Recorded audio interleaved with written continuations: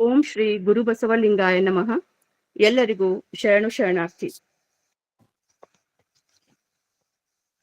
ಕಡಿಗೀಲಿಲ್ಲದ ಬಂಡಿ ಹೊಡೆಗೆಡುವುದು ಮಾಬುದೆ, ಕಡೆಗೀಲು ಬಂಡಿಗಾಧಾರ ಕಡುದರ್ಪವೇರಿದ ಒಡಲೆಂಬ ಬಂಡಿಗೆ ಬೃಢ ಶರಣರ ನುಡಿಗಡಣವೇ ಕಡೆಗೀಲು ಕಾಣ ರಾಮನಾಥ ಎನ್ನುವ ಜೇಡರ ದಾಸಿಮಯ್ಯನವರ ವಚನದೊಂದಿಗೆ ಸಮಸ್ತ ಶರಣಸ್ತೋಮವನ್ನು ಮನದಲ್ಲಿ ನೆನೆಯುತ್ತಾ ಇಲ್ಲಿ ನೆರೆದ ಎಲ್ಲ ಶರಣರಿಗೆ ಆದರದ ಸ್ವಾಗತವನ್ನು ಕೋರಿ, ವಚನ ಅಧ್ಯಯನ ವೇದಿಕೆ, ಬಸವಾದಿ ಶರಣರ ಚಿಂತನ ಕೂಟ ಹಾಗೂ ಅಕ್ಕನ ಅರಿವು ಸಂಘಟನೆಗಳಿಂದ ನನ್ನ ತಂದೆಯವರಾದ ಲಿಂಗೈಕ್ಯ ಶ್ರೀ BM ಪಾಟೀಲ್ ಮತ್ತು ತಾಯಿಯವರಾದ ಲಿಂಗೈಕ್ಯ ಶರಣೆ ಅಕ್ಕ ಮಹಾದೇವಿ ಪಾಟೀಲ್ ಗದಗ್ ಇವರ ಸ್ಮರಣಾರ್ಥ ಶ್ರಾವಣ ಮಾಸದ ವಿಶೇಷ ದತ್ತಿ ಉಪನ್ಯಾಸದಲ್ಲಿ ಮೊದಲಿಗೆ ವಚನ ಪ್ರಾರ್ಥನೆ ಡಾಕ್ಟರ್ ತಾರಾ BN ಮೇಡಮ್ ಅವರಿಂದ. ತಾರಾ ಮೇಡಮ್. ಅನಂತ ಕೋಟಿ ಶರಣಾರ್ಥಿಗಳು. ಇವತ್ತಿಬ್ಬರು ವಚನಕಾರ್ತಿಯರ ಬಗ್ಗೆನೆ ಉಪನ್ಯಾಸ ಇರೋದ್ರಿಂದ ನಾನು ಅಕ್ಕ ಮಹಾದೇವಿಯವರ ವಚನವನ್ನ ಆಯ್ಕೆ ಮಾಡ್ಕೊಂಡಿದ್ದೇನೆ. ಎನ್ನನೇಕೆ ಕಾಡುವಿರಿ ಎಲೆ ಅನ್ನಗಳೀರ, ಎನ್ನನೇಕೆ ಕಾಡುವಿರಿ ಎಲೆ ಅನ್ನಗಳೀರ, ಎನ್ನನೇಕೆ ನುಡಿಸುವಿರಿ ಎಲೆ ತಂದೆಗಳೀರ, ಎನ್ನನೇಕೆ ನುಡಿಸುವಿರಿ ಎಲೆ ತಂದೆಗಳೀರ, ಎನ್ನನೇಕೆ ಕಾಡುವಿರಿ ಎಲೆ ಅನ್ನಗಳೀರ. ಮುಡಿ ಬಿಚ್ಚಿ ಮುಖವ ಬಾಡಿ ತನು ಕರಗಿದವಳ, ಮುಡಿ ಬಿಚ್ಚಿ ಮುಖವ ಬಾಡಿ ತನು ಕರಗಿದವಳ, ಎನ್ನನೇಕೆ ಕಾಡುವಿರಿ ಎಲೆ ತಂದೆಗಳೀರ, ಎನ್ನನೇಕೆ ಕಾಡುವಿರಿ ಎಲೆ ತಂದೆಗಳೀರ. ಬಲು ಹಳಿದು ಭವಗೆಟ್ಟು ಛಲವರೆದು ಭಕ್ತಿಗಾಗಿ, ಬಲು ಹಳಿದು ಭವಗೆಟ್ಟು ಛಲವರೆದು ಭಕ್ತಿಗಾಗಿ, ಚನ್ನ ಮಲ್ಲಿಕಾರ್ಜುನನ ಕೂಡಿಕೊಂಡವಳ, ಚನ್ನ ಮಲ್ಲಿಕಾರ್ಜುನನ ಕೂಡಿಕೊಂಡವಳ, ಎನ್ನನೇಕೆ ಕಾಡುವಿರಿ ಎಲೆ ಅನ್ನಗಳೀರ, ಎನ್ನನೇಕೆ ಕಾಡುವಿರಿ ಎಲೆ ಅನ್ನಗಳೀರ, ಎನ್ನನೇಕೆ ನುಡಿಸುವಿರಿ ಎಲೆ ತಂದೆಗಳೀರ, ಎನ್ನನೇಕೆ ನುಡಿಸುವಿರಿ ಎಲೆ ತಂದೆಗಳೀರ, ಎನ್ನನೇಕೆ ಕಾಡುವಿರಿ ಎಲೆ ಅನ್ನಗಳೀರ, ಎನ್ನನೇಕೆ ಕಾಡುವಿರಿ ಎಲೆ ಅನ್ನಗಳೀರ, ಎನ್ನನೇಕೆ ಕಾಡುವಿರಿ ಅನ್ನಗಳೀರ. ಧನ್ಯವಾದಗಳು. ಅತ್ಯಂತ ಶುಶ್ರಾವ್ಯವಾಗಿ ಅಕ್ಕ ಮಹಾದೇವಿಯ ವಚನವನ್ನು ಹಾಡಿದ ತಾರಾ BN ಮೇಡಮ್ ಅವರಿಗೆ ಅನಂತ ಧನ್ಯವಾದಗಳು. ಈಗ ಸ್ವಾಗತ, ಪ್ರಾಸ್ತಾವಿಕ, ಪರಿಚಯದ ನುಡಿಗಳು ಡಾಕ್ಟರ್ ಮೀನಾಕ್ಷಿ ಪಾಟೀಲ್ ಮೇಡಮ್ ಅವರಿಂದ. ಓಂ ಶ್ರೀ ಗುರು ಬಸವಲಿಂಗಾಯ ನಮಃ. ಕೇಳಿಸ್ತಾ ಇದೆ ಅಲ್ರಿ ಮೇಡಮ್? ಕೇಳಿಸ್ತೈತ್ರಿ. ವಿಶ್ವಗುರು ಬಸವಣ್ಣನವರ ಪಾದಗಳಿಗೆ ನಮಿಸುತ್ತಾ ಈಗ ಎಲ್ಲರನ್ನು ಕಾರ್ಯಕ್ರಮಕ್ಕೆ ಸ್ವಾಗತಿಸುತ್ತೇನೆ. ವಚನ ಅಧ್ಯಯನ ವೇದಿಕೆ, ಬಸವಾದಿ ಶರಣರ ಚಿಂತನ ಕೂಟ ಹಾಗೂ ಅಕ್ಕನ ಅರಿವು ಸಂಘಟನೆಗಳಿಂದ ಶ್ರಾವಣ ಮಾಸದ ವಿಶೇಷ ದತ್ತಿ ಉಪನ್ಯಾಸ ಕಾರ್ಯಕ್ರಮಕ್ಕೆ ಗೂಗಲ್ ಮೀಟ್ನಲ್ಲಿ ಸೇರಿರುವ ಎಲ್ಲ ಶರಣರಿಗೂ ಶರಣಾರ್ಥಿಗಳು. ಇಂದು ಶ್ರೀಮತಿ ಸುಧಾ ಪಾಟೀಲ್ ಅವರ ತಂದೆಯವರಾದ ಲಿಂಗೈಕ್ಯ ಶರಣರಾದ ಶ್ರೀಯುತ BM ಪಾಟೀಲ್ ಮತ್ತು ತಾಯಿಯವರಾದ ಲಿಂಗೈಕ್ಯ ಶರಣೆ ಅಕ್ಕ ಮಹಾದೇವಿ ಪಾಟೀಲ್ ಗದಗ್ ಇವರ ಸ್ಮರಣಾರ್ಥ ಜರುಗುತ್ತಿರುವ ಶ್ರಾವಣ ಮಾಸದ ವಿಶೇಷ ದತ್ತಿ ಉಪನ್ಯಾಸಕ್ಕೆ ಆಗಮಿಸಿದ ಎಲ್ಲ ಶರಣ ಬಂಧುಗಳಿಗೆ ಹಾರ್ದಿಕವಾದ ಸ್ವಾಗತವನ್ನು ಕೋರುತ್ತೇನೆ. ಕಾರ್ಯಕ್ರಮದ ಅಂಗವಾಗಿ ವಚನ ಪ್ರಾರ್ಥನೆಯನ್ನು ಮಾಡಿದ ಶರಣೆ ಡಾಕ್ಟರ್ BN ತಾರಾ, ವಿಶೇಷ ಉಪನ್ಯಾಸವನ್ನ ಮಂಡಿಸಲಿರುವ ಶರಣೆಯರಾದ ಸರಸ್ವತಿ ಬಿರಾದಾರ್ ಮತ್ತು ಜಯಶ್ರೀ ಆಲೂರ್, ಮಾರ್ಗದರ್ಶನ ಮಾಡಲಿರುವ ಶರಣ ಡಾಕ್ಟರ್ RV ಪಾಟೀಲ್, ಶರಣು ಸಮರ್ಪಣೆ ಮಾಡಲಿರುವ ಶರಣೆ ಡಾಕ್ಟರ್ ಆಶಾ ಗುಂಡಿ, ವಚನ ಮಂಗಳ ಸಂಪನ್ನಗೈಯುತ್ತಿರುವ ಶರಣೆ ರೇಣುಕಾ ಬಾಗಲಕೋಟ್, ಕಾರ್ಯಕ್ರಮ ನಿರ್ವಹಣೆ ಮಾಡುತ್ತಿರುವ ಶರಣೆ ಸುಧಾ ಪಾಟೀಲ್, ಸಂಯೋಜಕರಾದಂಥ ಪೂನಂ ಪಾಟೀಲ್, ಸವಿತಾ ಪಾಟೀಲ್, ಸುರೇಶ್ ಮುರುಗೇರಿ, ಡಾಕ್ಟರ್ ಎಂ ಪಡಶೆಟ್ಟಿ, ಅಕ್ಕಮಹಾದೇವಿ ತಗ್ಗಿ, ಅನ್ನಪೂರ್ಣ ಅಗಡಿ, ಯಾವತ್ತೂ ಅಚ್ಚುಕಟ್ಟಾಗಿ ನಿರಂತರವಾಗಿ ತಾಂತ್ರಿಕ ಸಹಾಯವನ್ನ ಒದಗಿಸುತ್ತಿರುವಂತಹ ಡಾಕ್ಟರ್ ದಾನಮ್ಮ ಜಳಕಿ, ಸಂಘಟಕರಾದ ಪ್ರೊಫೆಸರ್ ಶಾರದಮ್ಮ ಪಾಟೀಲ್, ಗೌರಮ್ಮ ನಾಶಿ, ಸುಧಾ ಪಾಟೀಲ್, ವೇದಿಕೆಯ ರೂವಾರಿಗಳಾದ ಡಾಕ್ಟರ್ ಪಟ್ಟಣ್ ಸರ್ ಹಾಗೂ ಎಲ್ಲ ಶರಣ ಬಂಧುಗಳಿಗೆ ವೇದಿಕೆಯ ಪರವಾಗಿ ಹೃದಯಪೂರ್ವಕವಾದಂತಹ ಸ್ವಾಗತವನ್ನ ಬಯಸುತ್ತೇನೆ.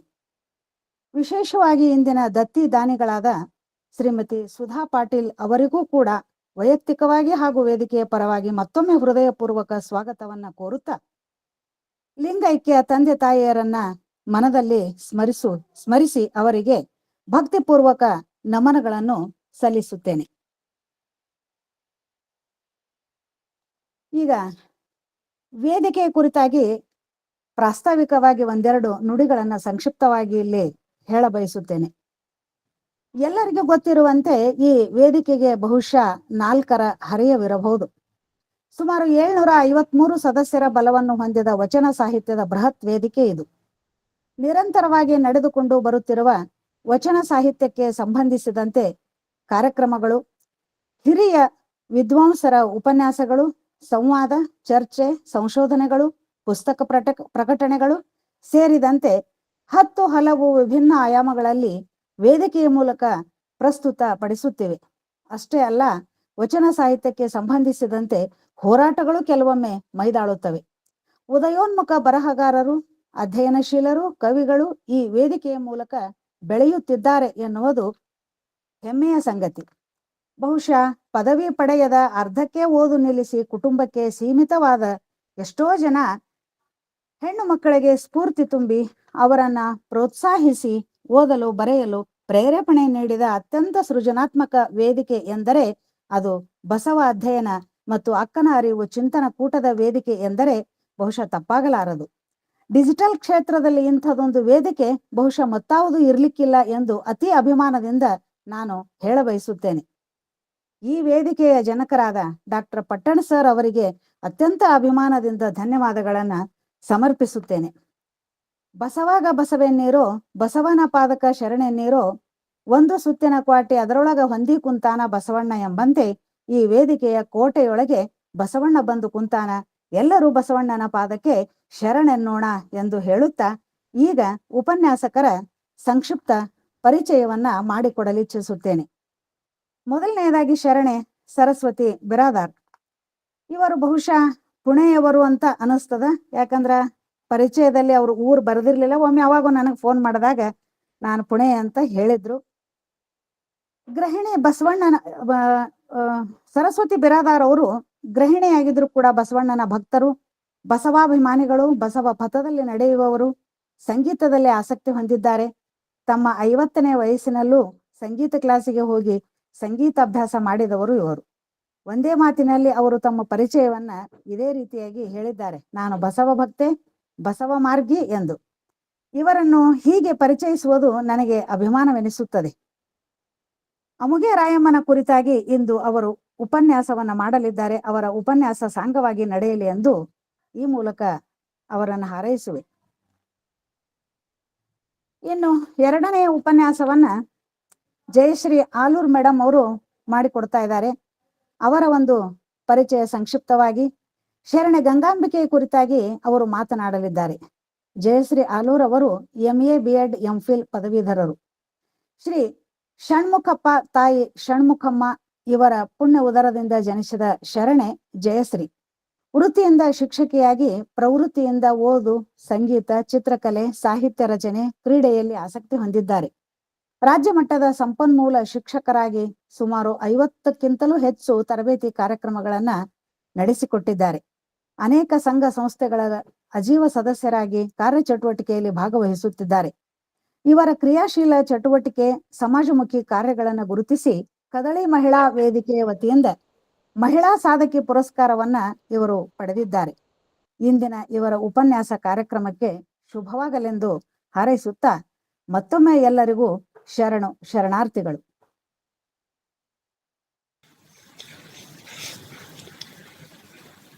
ಎಲ್ಲರನ್ನೂ ಆದರದಿಂದ ಸ್ವಾಗತಿಸಿ ವೇದಿಕೆಯ ಬಗೆಗೆ ಅಭಿಮಾನದ ನುಡಿಗಳನ್ನಾಡಿ ಇಬ್ಬರು ಉಪನ್ಯಾಸಕರ ಪರಿಚಯವನ್ನು ಅತ್ಯಂತ ಸಮರ್ಪಕವಾಗಿ ನಡೆಸಿಕೊಟ್ಟ ಡಾಕ್ಟರ್ ಮೀನಾಕ್ಷಿ ಪಾಟೀಲ್ ಮೇಡಮ್ ಅವರಿಗೆ ಅನಂತ ಧನ್ಯವಾದಗಳು. ಈಗ ಶರಣೆ ಸರಸ್ವತಿ ಬಿರಾದಾರ್ ಅವರಿಂದ ಅಮುಗೆ ರಾಯಮ್ಮ ಅವರ ಬಗೆಗೆ ಉಪನ್ಯಾಸ. ಸರಸ್ವತಿ ಮೇಡಮ್. Okay madam. ಓಂ ಶ್ರೀ ಗುರು ಬಸವಲಿಂಗಾಯ ನಮಃ. ನನ್ಗೆ ಸ್ವಲ್ಪ ಆರಾಮಿಲ್ಲ, ಒಂದ್ 2 ದಿವಸ ಆಯ್ತು. ದನಿ ಸ್ವಲ್ಪ ಇದಾಗ್ಬಿಡ್ತದೆ, ಪೂರಾ ಮಾತಾಡಕ್ ಬರಲಾರ್ದಂಗ ಆಗ್ಬಿಡ್ತದೆ. ಓಂ ಶ್ರೀ ಗುರು ಬಸವಲಿಂಗಾಯ ನಮಃ. ಎಲ್ಲರಿಗೂ ಶರಣಾರ್ಥಿಗಳು. ತನುವಿನೊಳಗಿದ್ದು ತನುವ ಗೆದ್ದಳು, ಮನದೊಳಗಿದ್ದು ಮನವ ಗೆದ್ದಳು, ವಿಷಯದೊಳಗಿದ್ದು ವಿಷಯಗಳ ಗೆದ್ದಳು, ಅಂಗ ಸುಖವ ತೊರೆದು ಭಗವ ಗೆದ್ದಳು, ಕೂಡಲ ಚೆನ್ನ ಸಂಗಯ್ಯನ ಹೃದಯ ಕಮಲ ಬಗಿದು ಹೊಕ್ಕು ನಿಜ ಪದವ ನೈದಿಹ ಮಹಾದೇವಿ ಅಕ್ಕನ ಶ್ರೀಪಾದಕ್ಕೆ ನಮೋ ನಮೋ ಎಂಬೆನು. ಅಕ್ಕನ ವಿಚಾರ ವಚನದೊಂದಿಗೆ ಪ್ರಾತಸ್ಮರಣೀಯರಾದ ಬಸವಾದಿ ಶಿವಶರಣರನ್ನು ನೆನೆದು ನಮಿಸಿ ಬಸವಾದಿ ಶರಣರ ಚಿಂತನ ಕೂಟ, ವಚನ ಅಧ್ಯಯನ ವೇದಿಕೆ ಮತ್ತು ಅಕ್ಕನ ಅರಿವು ಸಂಘಟನೆಗಳಿಂದ ಶ್ರಾವಣ ಮಾಸದ ಪ್ರಯುಕ್ತ ದತ್ತಿ ದಾಸೋಹಗೈತಿರುವ ಶರಣೆ ಸುಧಾ ಪಾಟೀಲ್ ಬೆಳಗಾವಿ ಇವರ ತಂದೆಯವರಾದ ಲಿಂಗೈಕ್ಯ ಶರಣ BM ಪಾಟೀಲ್ ಮತ್ತು ಅವರ ತಾಯಿಯವರಾದ ಲಿಂಗೈಕ್ಯ ಶರಣೆ ಅಕ್ಕ ಮಹಾದೇವಿ ಪಾಟೀಲ್ ಅವರಿಗೂ ನನ್ನ ಅನಂತ ವಂದನೆಗಳು. ಮತ್ತು ಅಂತರ್ಜಾಲದಲ್ಲಿ ಭಾಗಿಯಾದ ಎಲ್ಲ ಸಹೋದರ ಸಹೋದರಿಯರಿಗೂ ವಂದನೆ ಸಲ್ಲಿಸಿ ಮನೆಯಲ್ಲಿ ಕುಳಿತು ಸತ್ಸಂಗದಲ್ಲಿ ಭಾಗಿಯಾಗಲು ಅನುವು ಮಾಡಿಕೊಟ್ಟ ಈ ಸಂಘಟನೆಯ ರೂವಾರಿಗಳಾದ ಪಟ್ಟಣ ಸರ್ ಅವರಿಗೂ ಅನಂತ ವಂದನೆಗಳು.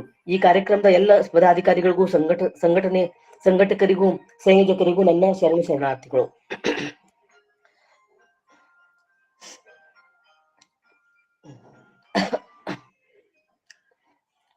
12ನೇ ಶತಮಾನ. ಇವತ್ತಿನ ಉಪನ್ಯಾಸದಲ್ಲಿ ನನಗೆ ಕೊಟ್ಟ ವಿಷಯ ಅಮೋಘಿ ರಾಯಮ್ಮ. 12ನೇ ಶತಮಾನವು ಸುವರ್ಣಾಕ್ಷರಗಳಿಂದ ಬರೆಯಲ್ಪಟ್ಟ ಶತಕವೆಂದರೆ ತಪ್ಪಾಗಲಾರದು. ದಾರ್ಶನಿಕರಾದ ಶ್ರೇಷ್ಠ ಗುರು ಬಸವಣ್ಣನವರು 770 ಶರಣ ಅಮರಂಗಣಗಳು ಬದುಕಿ ಬೆಳಗಿದ ಶತಕವು.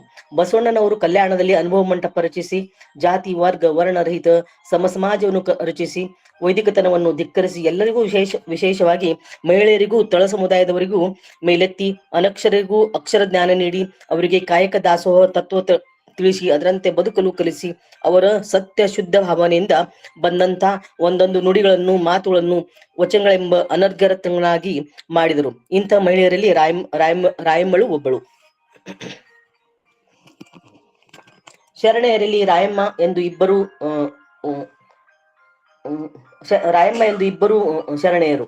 ಒಬ್ಬಳು ರಾಯಸದ ಮಂಚಣ್ಣನ ಪತ್ನಿ ರಾಯಮ್ಮ, ಇನ್ನೊಬ್ಬಳು ಅಮೋಘಿ ದೇವಯ್ಯನ ಪತ್ನಿ ರಾಯಮ್ಮ.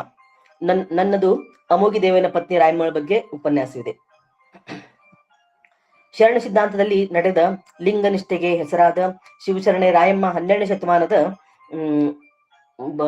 ಸೊನ್ನಲಾಪುರದವರಾದ ಅಮೋಘಿ ದೇವಯ್ಯನ ಧರ್ಮಪತ್ನಿ.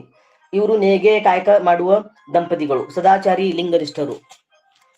ಕಾಯಕದ ಮೊದಲಿನ ಹೆಸರು ರಾಯಮ್ಮಳ ಮೊದಲಿನ ಹೆಸರು ವರದಾನಿಯಮ್ಮ. ಇವರು ಸೊನ್ನಲಾಪುರದಲ್ಲಿ ಬಂದು ನೆಲೆಸಿದ್ದರು. ಸತಿಪದಿಗೊಂದಾದ ಭಕ್ತಿ ಹಿತವಪ್ಪದು ಶಿವಂಗೆ ಎಂಬಂತೆ ಇಬ್ಬರು ಶಿವೋಗ ಲಿಂಗನಿಷ್ಠೆಯಲ್ಲಿ ಇದ್ದವರು. ರಾಯಮ್ಮಳು 116 ವಚನಗಳು ದೊರೆತಿವೆ. ಅವಳ ಎಲ್ಲ ವಚನಗಳಲ್ಲಿ ಸಮಾಜದ ಓರೆಕೋರೆಗಳನ್ನು ತಿದ್ದುವ ಆತ್ಮನಿರೀಕ್ಷಣೆ, ಧೈರ್ಯ, ನಿಷ್ಠುರತೆ, ಅಧ್ಯಾತ್ಮ ಅನುಭವ, ವಿಡಂಬನೆ, ವಿರಾಗಿಗಳ ಕಡು ಟೀಕೆ ಕಂಡು ಬರುತ್ತದೆ. ಅಮೋಘಿ ರಾಯಮ್ಮನ ಜೀವನ ವೃತ್ತಾಂತ ಕೆಲವು ಶಾಸನಗಳಲ್ಲಿ, ಜಾನಪದ ತ್ರಿಪದಿಗಳಲ್ಲಿ, ರಾಘವಾಂಕ ಚರಿತ್ರೆ, ಸಿದ್ದರಾಮ ಚರಿತ್ರೆ ಮುಂತಾದವುಗಳಲ್ಲಿ ಸಿಗುತ್ತವೆ. ರಾಯಮ್ಮ ದೇವಯ್ಯರ ಜೀವನದಲ್ಲಿ ಸೊನ್ನಲಾಪುರ ಬಿಟ್ಟು ಕಲ್ಯಾಣಕ್ಕೆ ಬರುವ ಬಹುದೊಡ್ಡ ಪ್ರಸಂಗ ಬರುತ್ತದೆ. ಅದು ಹೀಗಿದೆ. ಸೊನ್ನಲಾಪುರದಲ್ಲಿ ಶಿವಯೋಗಿ ಸಿದ್ದರಾಮೇಶ್ವರರು ಶ್ರೀಶೈಲ ಮಲ್ಲಿಕಾರ್ಜುನನ್ನು ಸಾಕ್ಷಾತ್ಕರಿಸಿಕೊಂಡು ನಂತರ ಸೊನ್ನಲಾಪುರವನ್ನು ಅಭಿನವ ಶ್ರೀಶೈಲವನ್ನಾಗಿ ಮಾಡುವುದಾಗಿ ಶ್ರೀಶೈಲದಿಂದ ತಂದ ಲಿಂಗವನ್ನು ಪ್ರತಿಷ್ಠಾಪನೆ ಮಾಡಿ ತಾವು ಕರ್ಮಯೋಗಿಯಾಗಿ ಕೆರೆ ಬಾವಿ ಕಟ್ಟಿಸಿ ಪಶು ಪಕ್ಷಿಗಳಿಗೆ ಮನುಕುಲದ ಸೇವೆಯಲ್ಲಿ ನಿರತರಾಗಿ ಬಡವ ಬಲ್ಲಿದರಿಗೆ ಸಹಾಯಕ ಹಸ್ತರಾಗಿ ಸೇವೆಗೈಯುತ್ತಾ ವರ್ಷಕ್ಕೊಮ್ಮೆ ಮಲ್ಲಯ್ಯನ ಪರ್ವ ಮಾಡಿ ದಾಸೋಹಗೈಯುತ್ತಿದ್ದರು. ಮಲ್ಲಯ್ಯನ ಪರ್ವಕ್ಕಾಗಿ ದಾಸೋಹಕ್ಕಾಗಿ ಭತ್ತವನ್ನು ಎಲ್ಲ ಲಿಂಗವಂತ ಮನೆಯ ಸಮಾಜದವರಿಗೆ ಕುಟ್ಟಲು ಕಳಿಸುತ್ತಿದ್ದರು. ಅದರಂತೆ ರಾಯಮ್ಮಳು ಮನೆಗೂ ಭತ್ತ ಕುಟ್ಟಿಕೊಡಲು ಸೇವಕರನ್ನು ಕಳಿಸಿದಾಗ ರಾಯಮಳು ಲಿಂಗನಿಷ್ಠೆಯೊಳಾಗಿದ್ದರಿಂದ ನಾನು ಲಿಂಗ ದೀಕ್ಷೆ ಇಲ್ಲದ ಸಿದ್ದರಾಮಯ್ಯನ ಭವ್ಯ ಕೆಲಸ ಮಾಡಿಕೊಡಲು ನಿರಾಕರಿಸಿದರು. ಇದನ್ನು ತಿಳಿದ ಸಿದ್ದರಾಮ ಕೋಪಗೊಂಡು ಆ ದಂಪತಿಗಳಿಗೆ ಸೊನ್ನಲಾಪುರವನ್ನು ತೊರೆಯಲು ಹೇಳುವರು. ಆಗ ರಾಯಮ್ಮ ದಂಪತಿಗಳ ಶಿವನಿಚ್ಛೆ ಎಂದು ಸೊನ್ನಲಾಪುರವನ್ನು ತೊರೆದು ಶಿವಪುರಕ್ಕೆ ಹೋಗಲು ನಿರ್ಧರಿಸಿದರು. ಮನೆಯ ಎಲ್ಲ ಸರಂಜಾಮಗಳನ್ನು ಗಂಟುಗಳಲ್ಲಿ ಕಟ್ಟಲು ಅವು 3 ಗಂಟುಗಳಾದವು.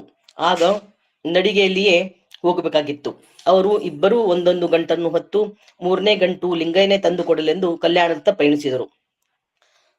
ಇಲ್ಲಿ ಅವರ ಲಿಂಗನಿಷ್ಠೆ ಎದ್ದು ಕಾಣುತ್ತದೆ. ಅವರು ಕಲ್ಯಾಣಕ್ಕೆ ಬರುವ ಪೂರ್ವದಲ್ಲೇ ಇನ್ನೊಂದು ಗಂಟು ಅಲ್ಲಿ ಹಾಜರಾಗಿತ್ತು. ಮರುದಿವಸ ಯಥಾ ಪ್ರಕಾರ ಸಿದ್ದರಾಮ ಮಲ್ಲಯ್ಯನಿಗೆ ಮಜ್ಜನ ಮಾಡುವುದಾಗಿ ತನ್ನ ನೆತ್ತಿ ನೋಯುತ್ತಿದೆ, ಸಾವಕಾಶ ಮಜ್ಜನ ಮಾಡಲು ಮಲ್ಲಯ್ಯ ತಿಳಿಸಿದರಂತೆ. ಅದರ ಕಾರಣವನ್ನು ತಿಳಿಸಿದನಂತೆ. ಅದನ್ನು ಕೇಳಿ ಸಿದ್ದರಾಮ ಪಶ್ಚಾತ್ತಾಪ ಪಟ್ಟು ದಂಪತಿಗಳಿಗೆ ಕ್ಷಮೆ ಯಾಚಿಸಿ ಶರಣಾದರಂತೆ. ರಾಯಮ್ಮ ದಂಪತಿಗಳು ಕಲ್ಯಾಣದಲ್ಲಿ ಬಸವ ಗುರುವಿನ ದರ್ಶನ ಪಡೆದು ಅನುಭವ ಮಂಟಪದ ಶರಣ ಸಂಕುಲದಲ್ಲಿ ಸೇರಿಕೊಂಡು ತಮ್ಮ ನೇಗೆಯ ಕಾಯಕ ಮಾಡುತ್ತಾ ಅಲ್ಲಿ ಅನುಭವ ಗೋಷ್ಠಿಗಳಲ್ಲಿ ಭಾಗಿಯಾಗಿ ವಚನ ರಚನೆ ಮಾಡಿದ್ರು. ಅವಳ ವಚನಾಂಕಿತ ಅಮುಗೇಶ್ವರ ಲಿಂಗ. ರಾಯಮ್ಮಳು ಶರಣೆ ಅಕ್ಕಮ್ಮಳಂತೆ ಕ್ರಾಂತಿಕಾರಿ ಮನೋಭಾವ, ನಿಷ್ಠುರಿ, ಕಾರ್ಯಶಕ್ತಿ, ಆಚಾರಶೀಲತೆ ವಚನಗಳಲ್ಲಿ ಆಚಾರ ಪ್ರಧಾನವಾಗಿದೆ. ಅಂಬಿಗರ ಚೌಡೇನಂತೆ ಗಣಾಚಾರದ ಧೀರೆ ಶರಣೆ ರಾಯಮ್ಮಳೆಂಬುದು ಮತ್ತು ಅರಿವು, ಆಚಾರ, ಅನುಭವ, ನಡೆ, ನುಡಿ, ನಿಷ್ಠಾಭಕ್ತಿಯ ಪರಾಕಾಷ್ಠತೆ ಅವಳ ವಚನಗಳಲ್ಲಿ ಕಾಣಬಹುದು. ಅವಳ ಕೆಲವು ವಚನಗಳನ್ನು ನೋಡೋಣ. ಬೆಟ್ಟದ ನೆಲ್ಲಿಕಾಯಿಯ ಪಟ್ಟಣಕ್ಕೆ ಹೊತ್ತುಕೊಂಡು ಹೋಗಿ ಹೊಟ್ಟೆಯ ಹೊರೆವನಂತೆ ಉತ್ತಮ ತೇಜಿಯ ಹೆಸರು ಹೇಳಿ ಕಡಲೆಯ ತಂದ ಗಾವಲಿನಂತೆ ಅತ್ತೆಯ ಹೆಸರು ಹೇಳಿ ಹೊಟ್ಟೆ ಹೊರೆವ ತೊತ್ತಿನಂತೆ ಆದ್ಯರ ವಚನಗಳ ಅಲ್ಲಿಗಲ್ಲಿಗೆ ಉಸುರಿ ಅನ್ನ ಕೂಳಿಂಗೆ ಹರಿದಾಡುವ ಅಜ್ಞಾನಿಗಳ ಅನುಭಾವಿಗಳಿನಂಬೆ ಅಯ್ಯ ವಿರಕ್ತರೆಂಬೆನೆ ವೇಷವ ಹೊತ್ತು ತಿರುಗುವ ಡೊಂಬನಂತೆ ಬಲ್ಲೆನೆಂಬ ಅಹಂಕಾರವ ನುಡಿಯುವ ಭವಿಗಳ ಅನುಭಾವಿಗಳೆಂಬನಲ್ಲದೆ ವಿರಕ್ತರೆಂಬೆನೆ ವಿಷಯವ ಮುದಗೊಂಡು ತಿರುಗುವ ಅನುಭಾವಿಗಳನ್ನೆಂತು ವಿರಕ್ತರೆಂಬೆನಯ್ಯ ಅಮುಗೇಶ್ವರ ಲಿಂಗವೇ. ಈ ವಚನದಲ್ಲಿ ರಾಯಮ್ಮ ಈ ವಚನದಲ್ಲಿ ಜೀವನ ಸಾಗಿಸಲು ಹೊಟ್ಟೆ ಹೊರೆಯಲು ಬಹುವಿಧ ವೇಷ ಧರಿಸಿ ಬದುಕುವವರ ಬಗ್ಗೆ ವಿಡಂಬನಾತ್ಮಕವಾಗಿ ಹೇಳಿದ್ದಾಳೆ. ಬೆಟ್ಟದ ನೆಲ್ಲಿಕಾಯಿಯ ಗುಣಗಾನ ಮಾಡಿ ಮಾರಿ ಬದುಕುವನಂತೆ ಉತ್ತಮ ಕುದುರೆ ಹೆಸರು ಹೇಳಿ ತಾನು ಕಡಲೆ ಮೇಯ್ದಂತೆ ಮತ್ತು ತನ್ನ ಒಡೆಯನ ಹೆಸರು ಹೇಳಿ ಬಳಸಿ ತನ್ನ ಉದರ ಪೋಷಣೆ ಮಾಡುವ ಹಾಗೆ ಆದ್ಯರ ಬಸವಾದಿ ಶರಣರ ವಚನಗಳನ್ನು ಅಲ್ಲಿ ಇಲ್ಲಿ ಎಲ್ಲ ಕಡೆ ಉಪದೇಶಿಸಿ ತಮ್ಮ ಉಪಜೀವನ ಸಾಗಿಸುವ ಮನುಜರಿಗೆ ಅನುಭಾವಿಗಳು ವಿರಕ್ತರನ್ನು ಸಾಧ್ಯವಿಲ್ಲ. ವಿವಿಧ ವೇಷವ ಹೊತ್ತು ಎಲ್ಲವನ್ನು ತಿಳಿದಿದ್ದೇವೆ ಎನ್ನುವ ಅಹಂಕಾರಿಗಳನ್ನು ಡಾಂಬಿಕರನ್ನು ವಿರಕ್ತರೆನ್ನಲು ಸಾಧ್ಯವಿಲ್ಲ. ವಿಷಯದಲ್ಲಿ ಮುಳುಗಿದವರ ಅನುಭಾವಿಗಳಾದವರನ್ನು ವಿರಕ್ತರೆನ್ನಲು ಸಾಧ್ಯವಿಲ್ಲ ಎಂದು ಡಾಂಬಿಕ ಗುರು ವಿರಕ್ತರನ್ನು ಟೀಕಿಸಿದ್ದಾಳೆ. 2ನೇ ವಚನ. ಕಾದ ಹಾಲ ನೊಣ ಮುಟ್ಟಬಲ್ಲುದೆ, ಕಿಚ್ಚಿನೊಳಗನ ಗುಂಡ ಬೆಕ್ಕು ಮುಟ್ಟಬಲ್ಲುದೆ, ಮರುಜವಣಿಯ ಕಡ್ಡಿ ಕೈಲಿದ್ದಂಗೆ ಸರ್ಪ ಕಡಿಯಬಲ್ಲುದೆ, ಈ ತ್ರಿವಿಧ ನರಿದವಂಗೆ ಹಿಂದೆ ಶಂಕೆ ಇಲ್ಲ, ಮುಂದೆ ಭೀತಿ ಇಲ್ಲ, ಕಳಂಕು ಇಲ್ಲದೆ ಅಮುಗೇಶ್ವರ ಲಿಂಗವು ಅಪ್ಪಿಕೊಂಡಿತ್ತು. ಮೇಲಿನ ವಚನದಲ್ಲಿ ನಿಜ ಭಕ್ತನಾದವಂಗೆ ಯಾವ ಭಯ ಶಂಕೆ ಇಲ್ಲವೆಂದು ತಿಳಿಸಿದ್ದಾಳೆ. ಕಾಯ್ದ ಹಾಲು ಮತ್ತು ಕಿಚ್ಚಿನಲ್ಲಿಯ ಗುಂಡಿನ ರೂಪಗಳನ್ನು ಕೊಟ್ಟು ತಣ್ಣನೆ ಹಾಲಿಗೆ ನೊಣ ಮುಕ್ಕುವು, ಮಜ್ಜಿಗೆ ಮಾಡುವ ಗುಂಡಿಗೆ ಬೆಕ್ಕು ಅರಸುವುದು, ಅವುಗಳನ್ನು ಕಾಯ್ದ ಹಾಲು ಮತ್ತು ಕಿಚ್ಚಿನಲ್ಲಿಯ ಗುಂಡಿಗೆ ಹೋಲಿಸಿ ಇಲ್ಲವೆಂಬ ಉತ್ತರ ಪಡೆದಿದ್ದಾಳೆ. ಕಾಯ್ದ ಹಾಲನ್ನು ಕಿಚ್ಚಿನಲ್ಲಿಯ ಗುಂಡನ್ನು ಮುಟ್ಟಲು ಹೋದರೆ ತಾವೇ ನಾಶವಾಗುವು. ಇಲ್ಲಿ ಕಾಯ್ದ ಹಾಲು ಮತ್ತು ಕಿಚ್ಚಿನಲ್ಲಿಯ ಗುಂಡು ಭಕ್ತನಾದರೆ ನೊಣ ಮತ್ತು ಬೆಕ್ಕ ಭವಿಗಳಾಗುತ್ತವೆ. ಇದಕ್ಕೆ ಉತ್ತರ ಇಲ್ಲವೆಂಬುದು. ಮರುಜವಣಿ ಕಡ್ಡಿ ಇದೊಂದು ವಿಷಸರ್ಪ ಕಡಿದಾಗ ಬಳಸುವ ವನಸ್ಪತಿ ಔಷಧ ಸಸ್ಯ. ಇದು ಹತ್ತಿರವಿದ್ದಾಗ ಯಾವ ಸರ್ಪವೂ ಏನೂ ಮಾಡಲಾಗದು. ಮೇಲಿನದು ಸತ್ಯ ತಿಳಿದವಂಗೆ ಯಾವ ಶಂಕೆಯೂ ಭೀತಿಯೂ ಇರುವುದಿಲ್ಲ. ಅಂಥವನನ್ನು ಅಮೋಘೇಶ್ವರ ಲಿಂಗವು ಅಪ್ಪಿಕೊಳ್ಳುವರೆಂದು ಹೇಳಿದ್ದಾಳೆ.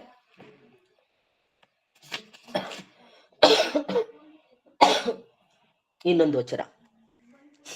ಕಾಗೆಯ ಮರಿ ಕೋಗಿಲೆಯಾಗಬಹುದೇ, ಆಡಿನ ಮರಿ ಆನೆಯಾಗಬಲ್ಲುದೆ, ಶೀಳನಾಯಿ ಸಿಂಹ ಮರಿಯಾಗಬಲ್ಲುದೆ, ಅರಿವು ಆಚಾರ ಸಂಜ್ಞಾನವರಿಯದೆ ನಾಮವ ಹೊತ್ತುಕೊಂಡು ತಿರುಗುವ ಗಾವಿಲರ ಮುಖವ ನೋಡಲಾಗದು ಅಮೋಘೇಶ್ವರ.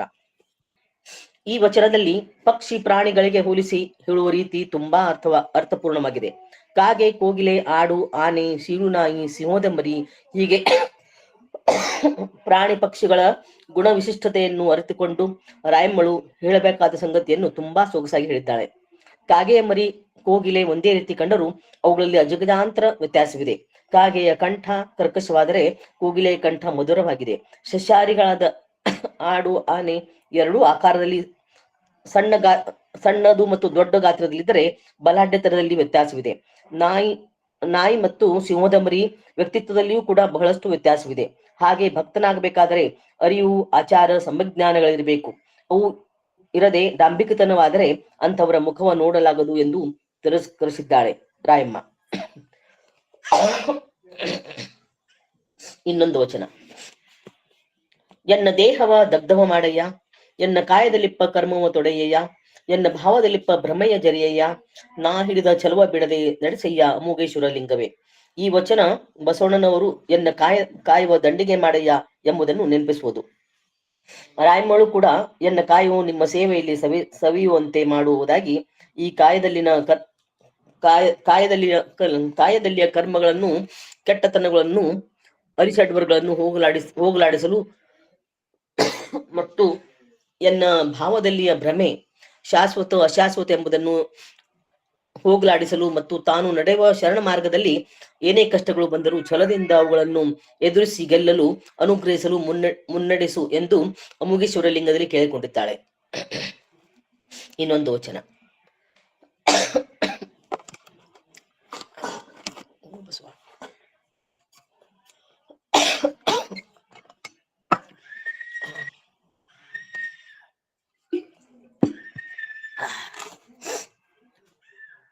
ನಾನೇ ಗುರುವಾದ ಬಳಿಕ ಇನ್ನಾರ ನೆನೆವನಯ್ಯ, ನಾನೇ ಲಿಂಗವಾದ ಬಳಿಕ ಇನ್ನಾರ ನೆನೆವನಯ್ಯ, ನಾನೇ ಜಂಗಮವಾದ ಬಳಿಕ ಇನ್ನಾರ ನೆನೆವನಯ್ಯ, ನನಗೆ ಗುರುವಾದಾತನು ನೀನೆ, ನನಗೆ ಲಿಂಗವಾದಾತನು ನೀನೆ, ನನಗೆ ಜಂಗಮವಾದಾತನು ನೀನೆ, ನನಗೆ ಪಾದೋದಕ ಪ್ರಸಾದವಾದಾತನು ನೀನೆ, ಅಮೋಘೇಶ್ವರ ಲಿಂಗವಾಗಿ ಎನ್ನ ಕರಸ್ಥಲಕ್ಕೆ ಬಂದಾತನು ನೀನೇ ಪ್ರಭುವೆ. ಈ ವಚನದಲ್ಲಿ ಗುರು, ಲಿಂಗ, ಜಂಗಮರು ತನ್ನೊಳಗಡೆಯೇ ಇದ್ದಾರೆಂದು ಅಮೋಘೆ ರಾಯಮ್ಮ ಸ್ಪಷ್ಟವಾಗಿ ಹೇಳಿದ್ದಾಳೆ. ತಾನೇ ಗುರು, ಲಿಂಗ, ಜಂಗಮವಾದ ಬಳಿಕ ಇನ್ನಾರ ನೆನೆವನಯ್ಯ ಎಂದು ಪ್ರಶ್ನಿಸಿದ್ದಾಳೆ. ಯಾವುದಕ್ಕೆ ತೋರಿಸಿ ಇದು ಗುರು, ಲಿಂಗ, ಜಂಗಮ, ಇದು ಧರ್ಮ, ದೇವರು, ದೇವಾಲಯ ಹೇಳುತ್ತಾ ಬಂದ ಒಂದು ವರ್ಗದವರ ವಿಚಾರಗಳನ್ನು ಅಲ್ಲಗಳೆದು ಶರಣೆ ರಾಯಮ್ಮ ಎಲ್ಲವನ್ನೂ ತಮ್ಮ ಒಳಗೆ ಕಂಡುಕೊಂಡಿದ್ದಾಳೆ. ಧರ್ಮ, ದೇವರು, ದೇವಾಲಯ ಹೆಸರಿನಲ್ಲಿ ನಡೆಯುವ ಶೋಷಣೆ ತಪ್ಪಿಸಿದ್ದಾಳೆ. ತನ್ನ ಇಷ್ಟಲಿಂಗವೇ ತನಗೆ ಸರ್ವವು ಎಂದು ತಿಳಿಸಿದ್ದಾಳೆ.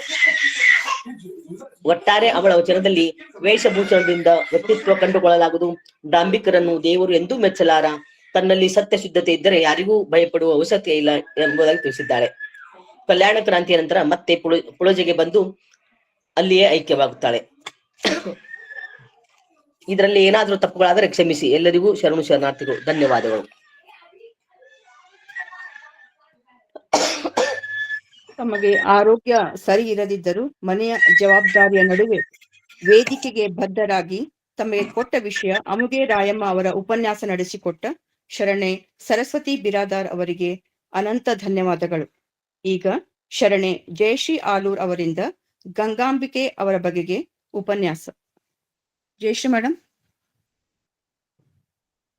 ಹಾ ಅಕ್ಕ, ಓಕೆ.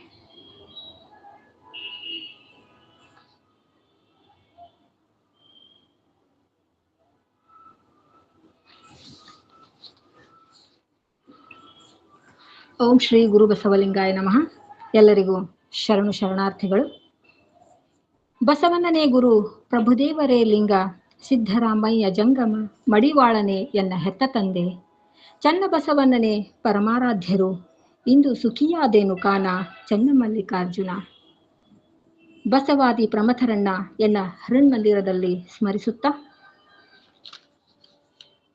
ಬಸವ ಅಂತಾರಾಷ್ಟ್ರೀಯ ತಿಳುವಳಿಕೆ ಮತ್ತು ಸಂಶೋಧನಾ ಕೇಂದ್ರ ಮತ್ತು ಹಾಗೂ ವಚನ ಅಧ್ಯಯನ ವೇದಿಕೆ, ಬಸವಾದಿ ಶರಣರ ಚಿಂತನಕೂಟ ಹಾಗೂ ಅಕ್ಕನ ಅರಿವು ಸಂಘಟನೆಗಳಿಂದ ಇವತ್ತಿನ ದಿನ ಶರಣೆ ಸುಧಾ ಪಾಟೀಲ್ ಅವರ ತಂದೆಯವರಾದಂತಹ ಲಿಂಗೈಕ್ಯ ಶರಣ BM ಪಾಟೀಲ್ ಮತ್ತು ಅವರ ತಾಯಿಯವರಾದಂತಹ ಲಿಂಗೈಕ್ಯ ಶರಣೆ ಅಕ್ಕ ಮಹಾದೇವಿ ಪಾಟೀಲ್ ಗದಗ್ ಇವರ ಸ್ಮರಣಾರ್ಥ ಇವತ್ತು ಶ್ರಾವಣ ಮಾಸದ ವಿಶೇಷ ದತ್ತಿ ಉಪನ್ಯಾಸ ಕಾರ್ಯಕ್ರಮ. ಈ ಉಪನ್ಯಾಸ ಕಾರ್ಯಕ್ರಮದಲ್ಲಿ ನನಗೆ ಬಂದಿರತಕ್ಕಂಥ, ನನ್ನ ಪಾಲಿಗೆ ಬಂದಿರತಕ್ಕಂತಹ ವಿಚಾರ ಗಂಗಾಂಬಿಕೆ. ಗಂಗಾಂಬಿಕೆಯನ್ನ ಕುರಿತು ನಾನು ಮಾತನಾಡುವುದಕ್ಕಿಂತ ಪೂರ್ವದಲ್ಲಿ ಒಂದು 12ನೇ ಶತಮಾನದ ಕೆಲವೊಂದು ವಿಚಾರಗಳನ್ನು ನಾವು ಅದಕ್ಕಿಂತ ಹಿಂದೆ ಹೇಗಿತ್ತು ಪರಿಸರ ವಾತಾವರಣ ಅನ್ನೋದನ್ನ ನಾವು ತಿಳ್ಕೊಂಡು ಗಂಗಾಂಬಿಕೆ ಕಡೆಗೆ ಹೋಗೋಣ. ಸ್ವಲ್ಪ ಹಿನ್ನೆಲೆಯನ್ನು ಹೇಳಲಿಕ್ಕೆ ಇಷ್ಟಪಡ್ತಾ ಇದ್ದೇನೆ. ಸಮಗ್ರ ವಚನ ಸಾಹಿತ್ಯದ ಸಂಪುಟವನ್ನು ನಾವು ತಿರುವಿ ನೋಡಿದಾಗ ನಮಗೆ 12ನೇಯ ಒಂದು ಶತಮಾನದಲ್ಲಿ 35 ಜನ ಶಿವಶರಣೆಯರು ಹಾಗೂ 1351ಕ್ಕೂ ಹೆಚ್ಚು ವಚನಗಳು ಲಭ್ಯವಾಗಿರ್ತವೆ. 12ನೇ ಶತಮಾನದಲ್ಲಿ ಒಮ್ಮೆಲೆ ಇಷ್ಟು ಜನ ಮಹಿಳೆಯರು ಸಾಹಿತ್ಯ ಕ್ಷಿತಿಜದ ಮೇಲೆ ಕಾಣಿಸಿಕೊಂಡಿರೋದು ನಿಜವಾಗ್ಲೂ ಒಂದು ಪರಮ ಆಶ್ಚರ್ಯವೇ ಸರಿ. ಈ ಪೂರ್ವದಲ್ಲಿ ಭಾರತೀಯ ಸ್ತ್ರೀಯರ ಸ್ಥಿತಿಗತಿಗಳು ತುಂಬಾ ಶೋಚನೀಯವಾಗಿದ್ವು. ದ್ರಾವಿಡ ಸಂಸ್ಕೃತಿಯಲ್ಲಿ ಎಲ್ಲ ರೀತಿಯಿಂದಲೂ ಕೂಡ ಗೌರವದ ಸ್ಥಾನವನ್ನ ಹೊಂದಿ ಕುಟುಂಬದ ಸಮಗ್ರ ಹೊಣೆಗಾರಿಕೆಯನ್ನ ಸಮರ್ಥವಾಗಿ ನಿರ್ವಹಿಸುತ್ತಿದ್ದಂತಹ ಹೆಣ್ಣು ಆರ್ಯ ಸಂಸ್ಕೃತಿಯ ದಾಳಿಯಿಂದಾಗಿ ಪಿತೃಪ್ರಧಾನ ಕುಟುಂಬದ ಪದ್ಧತಿಗೆ ಜಾರಿಕೊಂಡು ಅವಳು ಪರಾಧೀನಳಾದಳು ಅಂತ ಹೇಳ್ಬೋದು. ಸ್ತ್ರೀ ಮೋಕ್ಷಕ್ಕೆ ಯೋಗ್ಯಳಲ್ಲವೆಂದು ಹೇಳುತ್ತಿರುವಾಗ ಜೈನ ಧರ್ಮವೂ ಕೂಡ ಅದೇ ಹಾದಿಯನ್ನ ಹಿಡಿದು ನಡೆಯಿತು, ಸಾಕ್ತು. ಹೀಗೆ ಹೇಳುವ ಮೂಲಕ ಭಾರತೀಯ ಹೆಣ್ಣಿನ ಆಧ್ಯಾತ್ಮಿಕ, ಸಾಮಾಜಿಕ, ಆರ್ಥಿಕ, ನೈತಿಕ, ಸಾಂಸ್ಕೃತಿಕ ಅವಕಾಶಗಳೆಲ್ಲವನ್ನ ಕಿತ್ತುಕೊಂಡು ಕನಿಷ್ಠಳನ್ನಾಗಿ ಮಾಡಿರ್ತಕ್ಕಂತಹ ಪರಿಸ್ಥಿತಿ ಅಂದಿನ ಕಾಲದಲ್ಲಿ ಇತ್ತು. ಇಂಥ ಅಗೌರವ ಅವಹೇಳನಗಳಿಗೆ ಗುರಿಯಾದ ಆಕೆ ಈ ಒಂದು ನಯವಂಚಕ ಸಮಾಜದಲ್ಲಿ ದನಿಯೇ ಇಲ್ಲದವಳಾಗಿ ಅಬಲೆ ಅನಿಸಿಕೊಂಡು ಕೀಳರಿಮೆಯನ್ನ ಮೈಗೂಡಿಸಿಕೊಂಡು ಉಸಿರುಗಟ್ಟತಕ್ಕಂತಹ ವಾತಾವರಣದಲ್ಲಿ ಜೀವ ಇದ್ದೂ ಕೂಡ ಶವವಾಗಿ ಬದುಕ್ತಾ ಇದ್ಲು. ಇಂತಹ ಸಂದರ್ಭದಲ್ಲಿ ಹುಟ್ಟಿ ಬಂದದ್ದೇ ಒಂದು ವಚನ ಸಾಹಿತ್ಯ. ಶಿವ ಶರಣೆಯರ ಶ್ರೀ ಸಮಾಜವನ್ನ ಸಾಮಾಜಿಕ ನ್ಯಾಯದ ಆಧಾರದ ಮೇಲೆ ಕಟ್ಟಲಿಕ್ಕೆ ಬಹಳಷ್ಟು ಹೊನಗಾಡಿದಂತಹ ಒಂದು ವಿಚಾರ ಅಂದ್ರೇನೆ ನಮ್ಮ ಇಲ್ಲಿ ವಚನ ಸಾಹಿತ್ಯ ಅಂತಾನೆ ಹೇಳ್ಬೋದು. ಈ ಕಾಲದ 35 ಶರಣರಲ್ಲಿ ಗಂಗಾಂಬಿಕೆಯೂ ಕೂಡ ಒಬ್ಬರು. ಹಾಗಾದ್ರೆ ಇಂತಹ ಗಂಗಾಂಬಿಕೆಯರ ವಿಚಾರವನ್ನು ಕುರಿತು ನಾವು ಇವತ್ತು ಚೂರು ಚರ್ಚೆಯನ್ನ ಮಾಡ್ತಾ ಮುಂದೆ ಸಾಗೋಣ. ಗಂಗಾಂಬಿಕೆಯವರು ಬಸವಣ್ಣನವರ ಹಿರಿಯ ಪತ್ನಿ, ಜೊತೆಗೆ ಹೇಳ್ತಾ ಇದ್ದಾರೆ ಕೆಲವರು ಆಚಾರ ಪತ್ನಿ ಅಂತಾನು ಕೂಡ. ಬಲದೇವ ಮಂತ್ರಿಗಳ ಮಗಳು ಅಂತ ಹೇಳ್ತಾ ಇದ್ದಾರೆ. ಬಸವಣ್ಣನವರ ತಾಯಿಯಾದಂತಹ ಮಾದಲಾಂಬಿಕೆಯ ಸೋದರ ಸೊಸೆಯಾಗಿರ್ಬೇಕು ಅಂತಕ್ಕಂತಹ ಊಹೆಯೂ ಕೂಡ ನಮಗಿಲ್ಲಿ ಗೊತ್ತಾಗ್ತದೆ. ಬಲದೇವ ಬಿಜ್ಜಳನ ಆಸ್ಥಾನದಲ್ಲಿ ಮಂತ್ರಿಯಾಗಿದ್ದವನು. ಹಾಗಾದ್ರೆ ಗಂಗಾಂಬಿಕೆಯವರ ಬಗ್ಗೆ ನಮಗೆ ಯಾವ್ಯಾವ ವಿಚಾರಗಳು ಎಲ್ಲೆಲ್ಲಿಂದ ತಿಳಿದು ಬರ್ತವೆ ಅಂತಕ್ಕಂಥದ್ದನ್ನ ನಾವು ನೋಡಿದಾಗ ಹರಿಹರನ ಬಸವ ರಾಜ ದೇವರ ರಗಳೆ ಅಂತಕ್ಕಂಥದ್ರಲ್ಲಿ ಗಂಗಾಂಬಿಕೆ ಬಗ್ಗೆ ಸ್ವಲ್ಪ ವಿಚಾರಗಳು ನಮಗೆ ತಿಳಿತವೆ.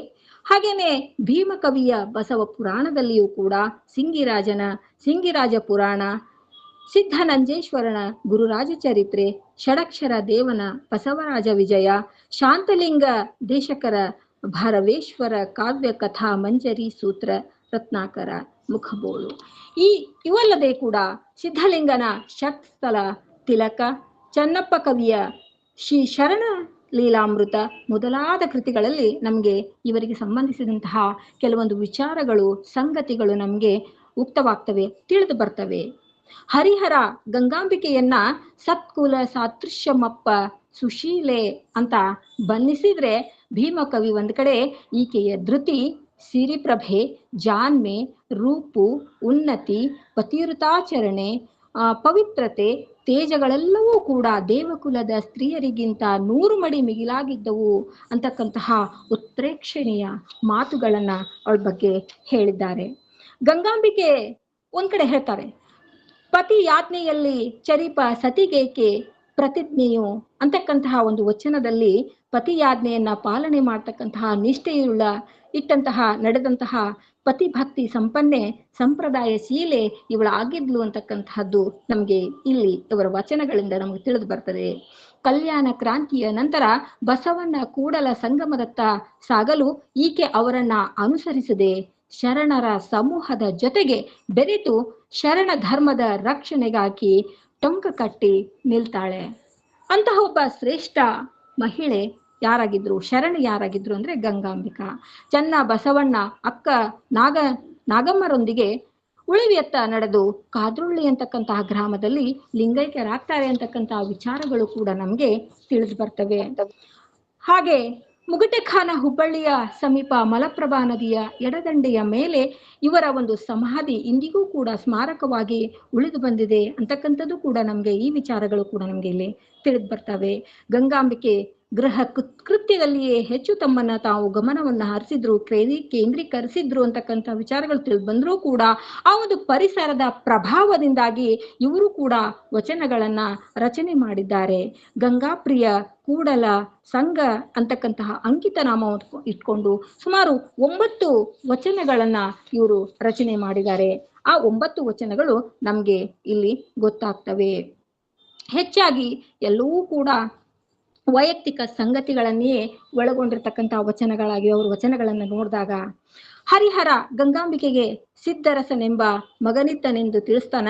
ಆದ್ರೆ ಉಳಿದ ಪುರಾಣಗಳಲ್ಲಿ ಇದ್ರ ಬಗ್ಗೆ ಯಾವುದೇ ಒಂದು ವಿಚಾರಗಳು ನಮ್ಗೆ ಪ್ರಸ್ತಾಪವಿಲ್ಲ, ಲಭ್ಯವಾಗಿಲ್ಲ. ಇವರ 4-5 ವಚನಗಳಲ್ಲಿಯೂ ಕೂಡ ಮಗುವನ್ನ ಕಳೆದುಕೊಂಡು ಕೊರಗ್ತಕ್ಕಂತಹ ತಾಯಿಯ ವೇದನೆನೇ ವ್ಯಕ್ತವಾಗಿರ್ತಕ್ಕಂಥದ್ದನ್ನ ನಾವು ನೋಡ್ಬೋದಾಗಿದೆ. ಮಗುವಿನ ಅಗಲಿಕೆಯ ದುಃಖದೊಂದು ಜೊತೆಗೆ ತೊಡಕು, ವ್ಯಥೆ, ಕಷ್ಟ, ಈ ಎಲ್ಲದರ ಚಿತ್ರಣವನ್ನ ನಾವು ಇವರ ವಚನದಲ್ಲಿ ನೋಡಬಹುದಾಗಿದೆ, ಕಾಣಬಹುದಾಗಿದೆ. ವಚನವೊಂದರಲ್ಲಿ ಏನ್ ಹೇಳ್ತಾರೆ ಅಂತಂದ್ರೆ, ಬಸವಣ್ಣನ ಕಾರ್ಯವೈಖರಿಯನ್ನ ಕುರಿತಾಗಿ ಅವರ ಬಹುಮುಖ ವ್ಯಕ್ತಿತ್ವದ ವಿವರಣೆಯನ್ನ ಕೂಡ ಇವ್ರೇನು ಅಂತಂದ್ರೆ ಹೇಳ್ತಾ ಇದ್ದಾರೆ.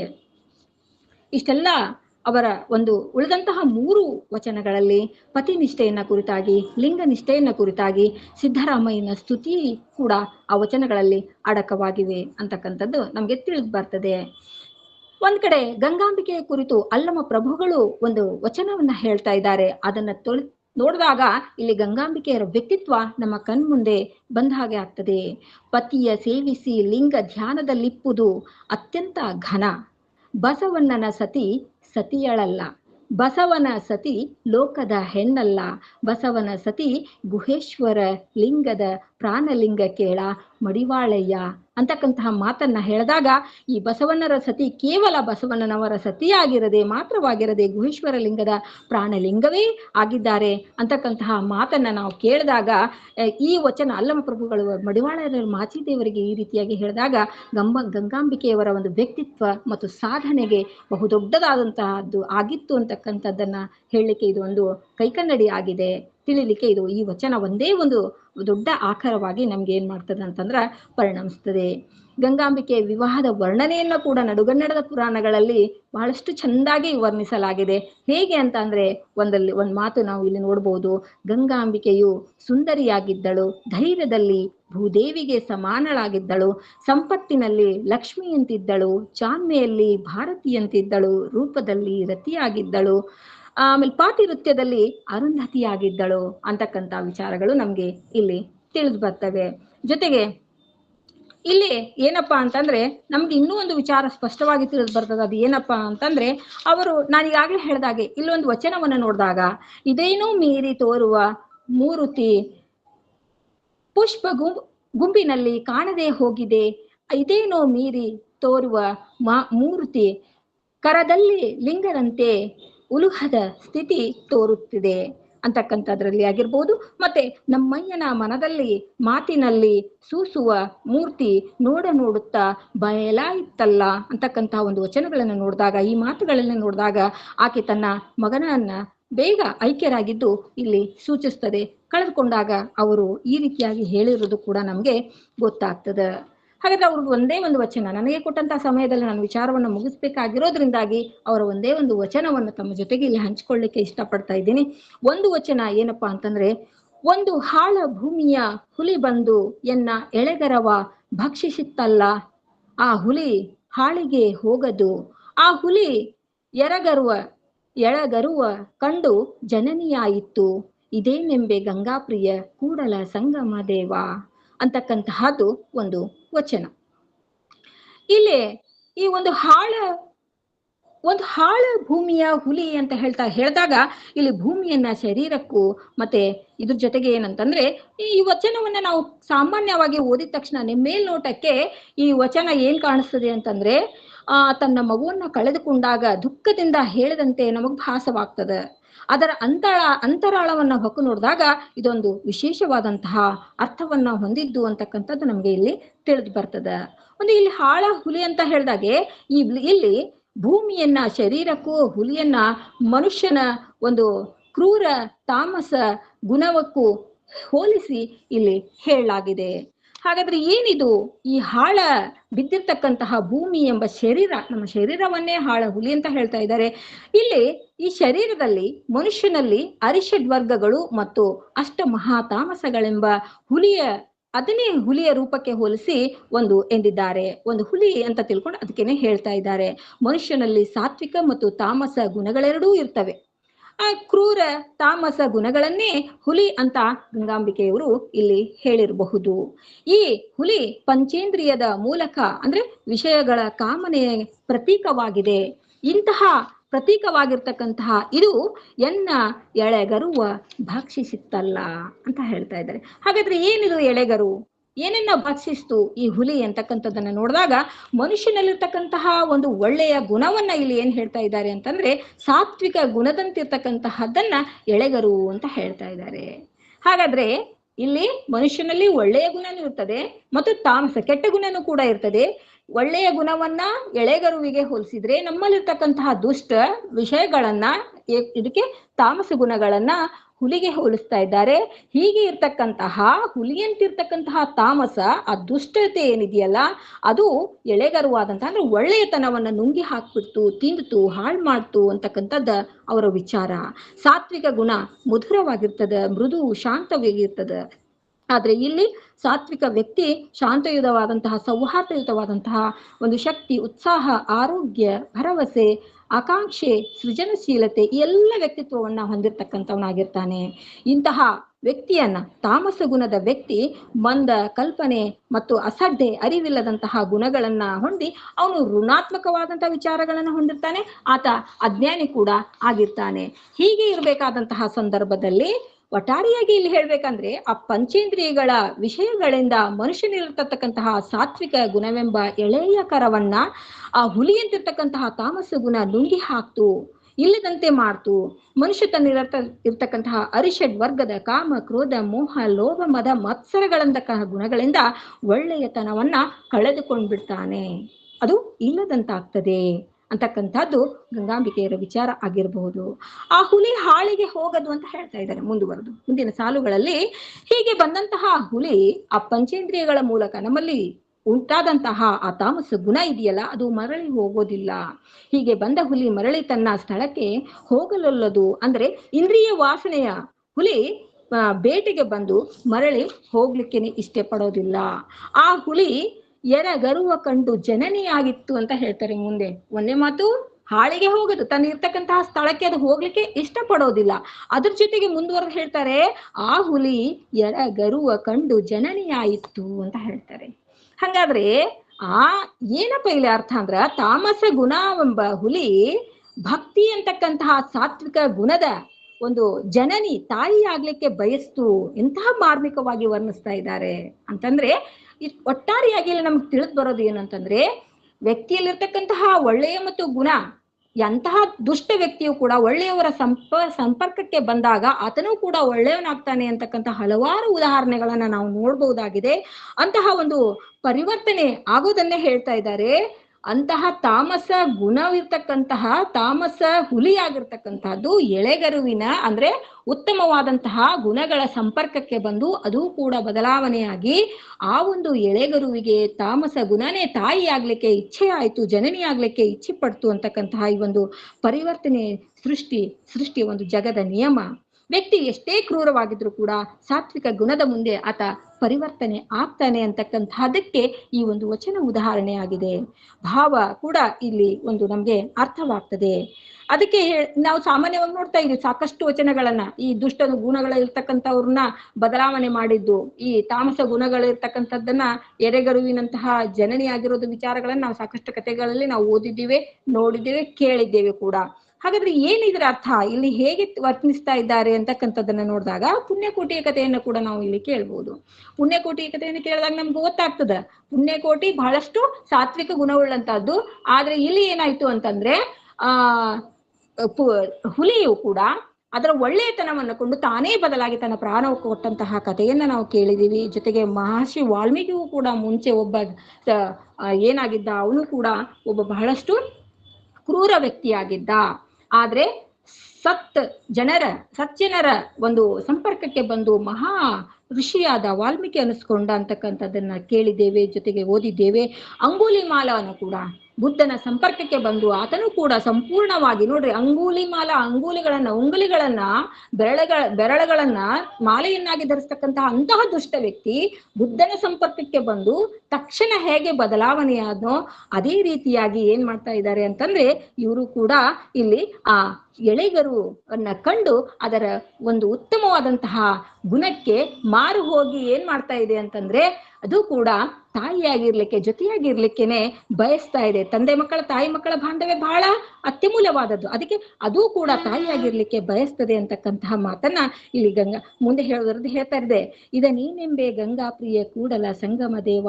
ಇಂತಹ ಪರಿವರ್ತನೆಯನ್ನ ಕಂಡು ಸೋಜೆಗೊಳ್ತಾರೆ. ಇದನ್ನ ನಾನು ಏನಂತ ಹೇಳಿ, ಹೇಗೆ ವ್ಯಕ್ತಪಡಿಸ್ಲಿ, ಇದನ್ನ ಹೇಗೆ ವರ್ಣನೆ ಮಾಡ್ಲಿ, ಹೇ ಗಂಗಾಪ್ರಿಯ ಅಂತ ತಮ್ಮ ಆರಾಧ್ಯ ದೈವವನ್ನ ಇಲ್ಲಿ ಅವರು ಪ್ರಶ್ನಿಸ್ತಾ ಇದ್ದಾರೆ. ಇವರ ಕೆಲವು ವಚನಗಳಾಗಿರೋದ್ರಿಂದಾಗಿ ಉಷ್ಟು ವಚನಗಳನ್ನ ಹೇಳಿದ್ರು ಕೂಡ ಏನು ಸಮಸ್ಯೆ ಆಗ್ಲಿಕ್ಕಿಲ್ಲ ಅಂತ ನನಗನ್ನಿಸ್ತಾ ಇದೆ. ನನಗೆ ಕೊಟ್ಟಂತಹ ಸಮಯ 25 ನಿಮಿಷ ಇನ್ನೂ ಮುಗ್ದಿಲ್ಲ ಅನ್ಕೊಂಡು ಇನ್ನೊಂದು 2 ವಚನಗಳನ್ನ ಸುಮ್ಮನೆ ಹಂಗೆ ಓದ್ಬಿಡ್ತಾ ಇದ್ದೀನಿ.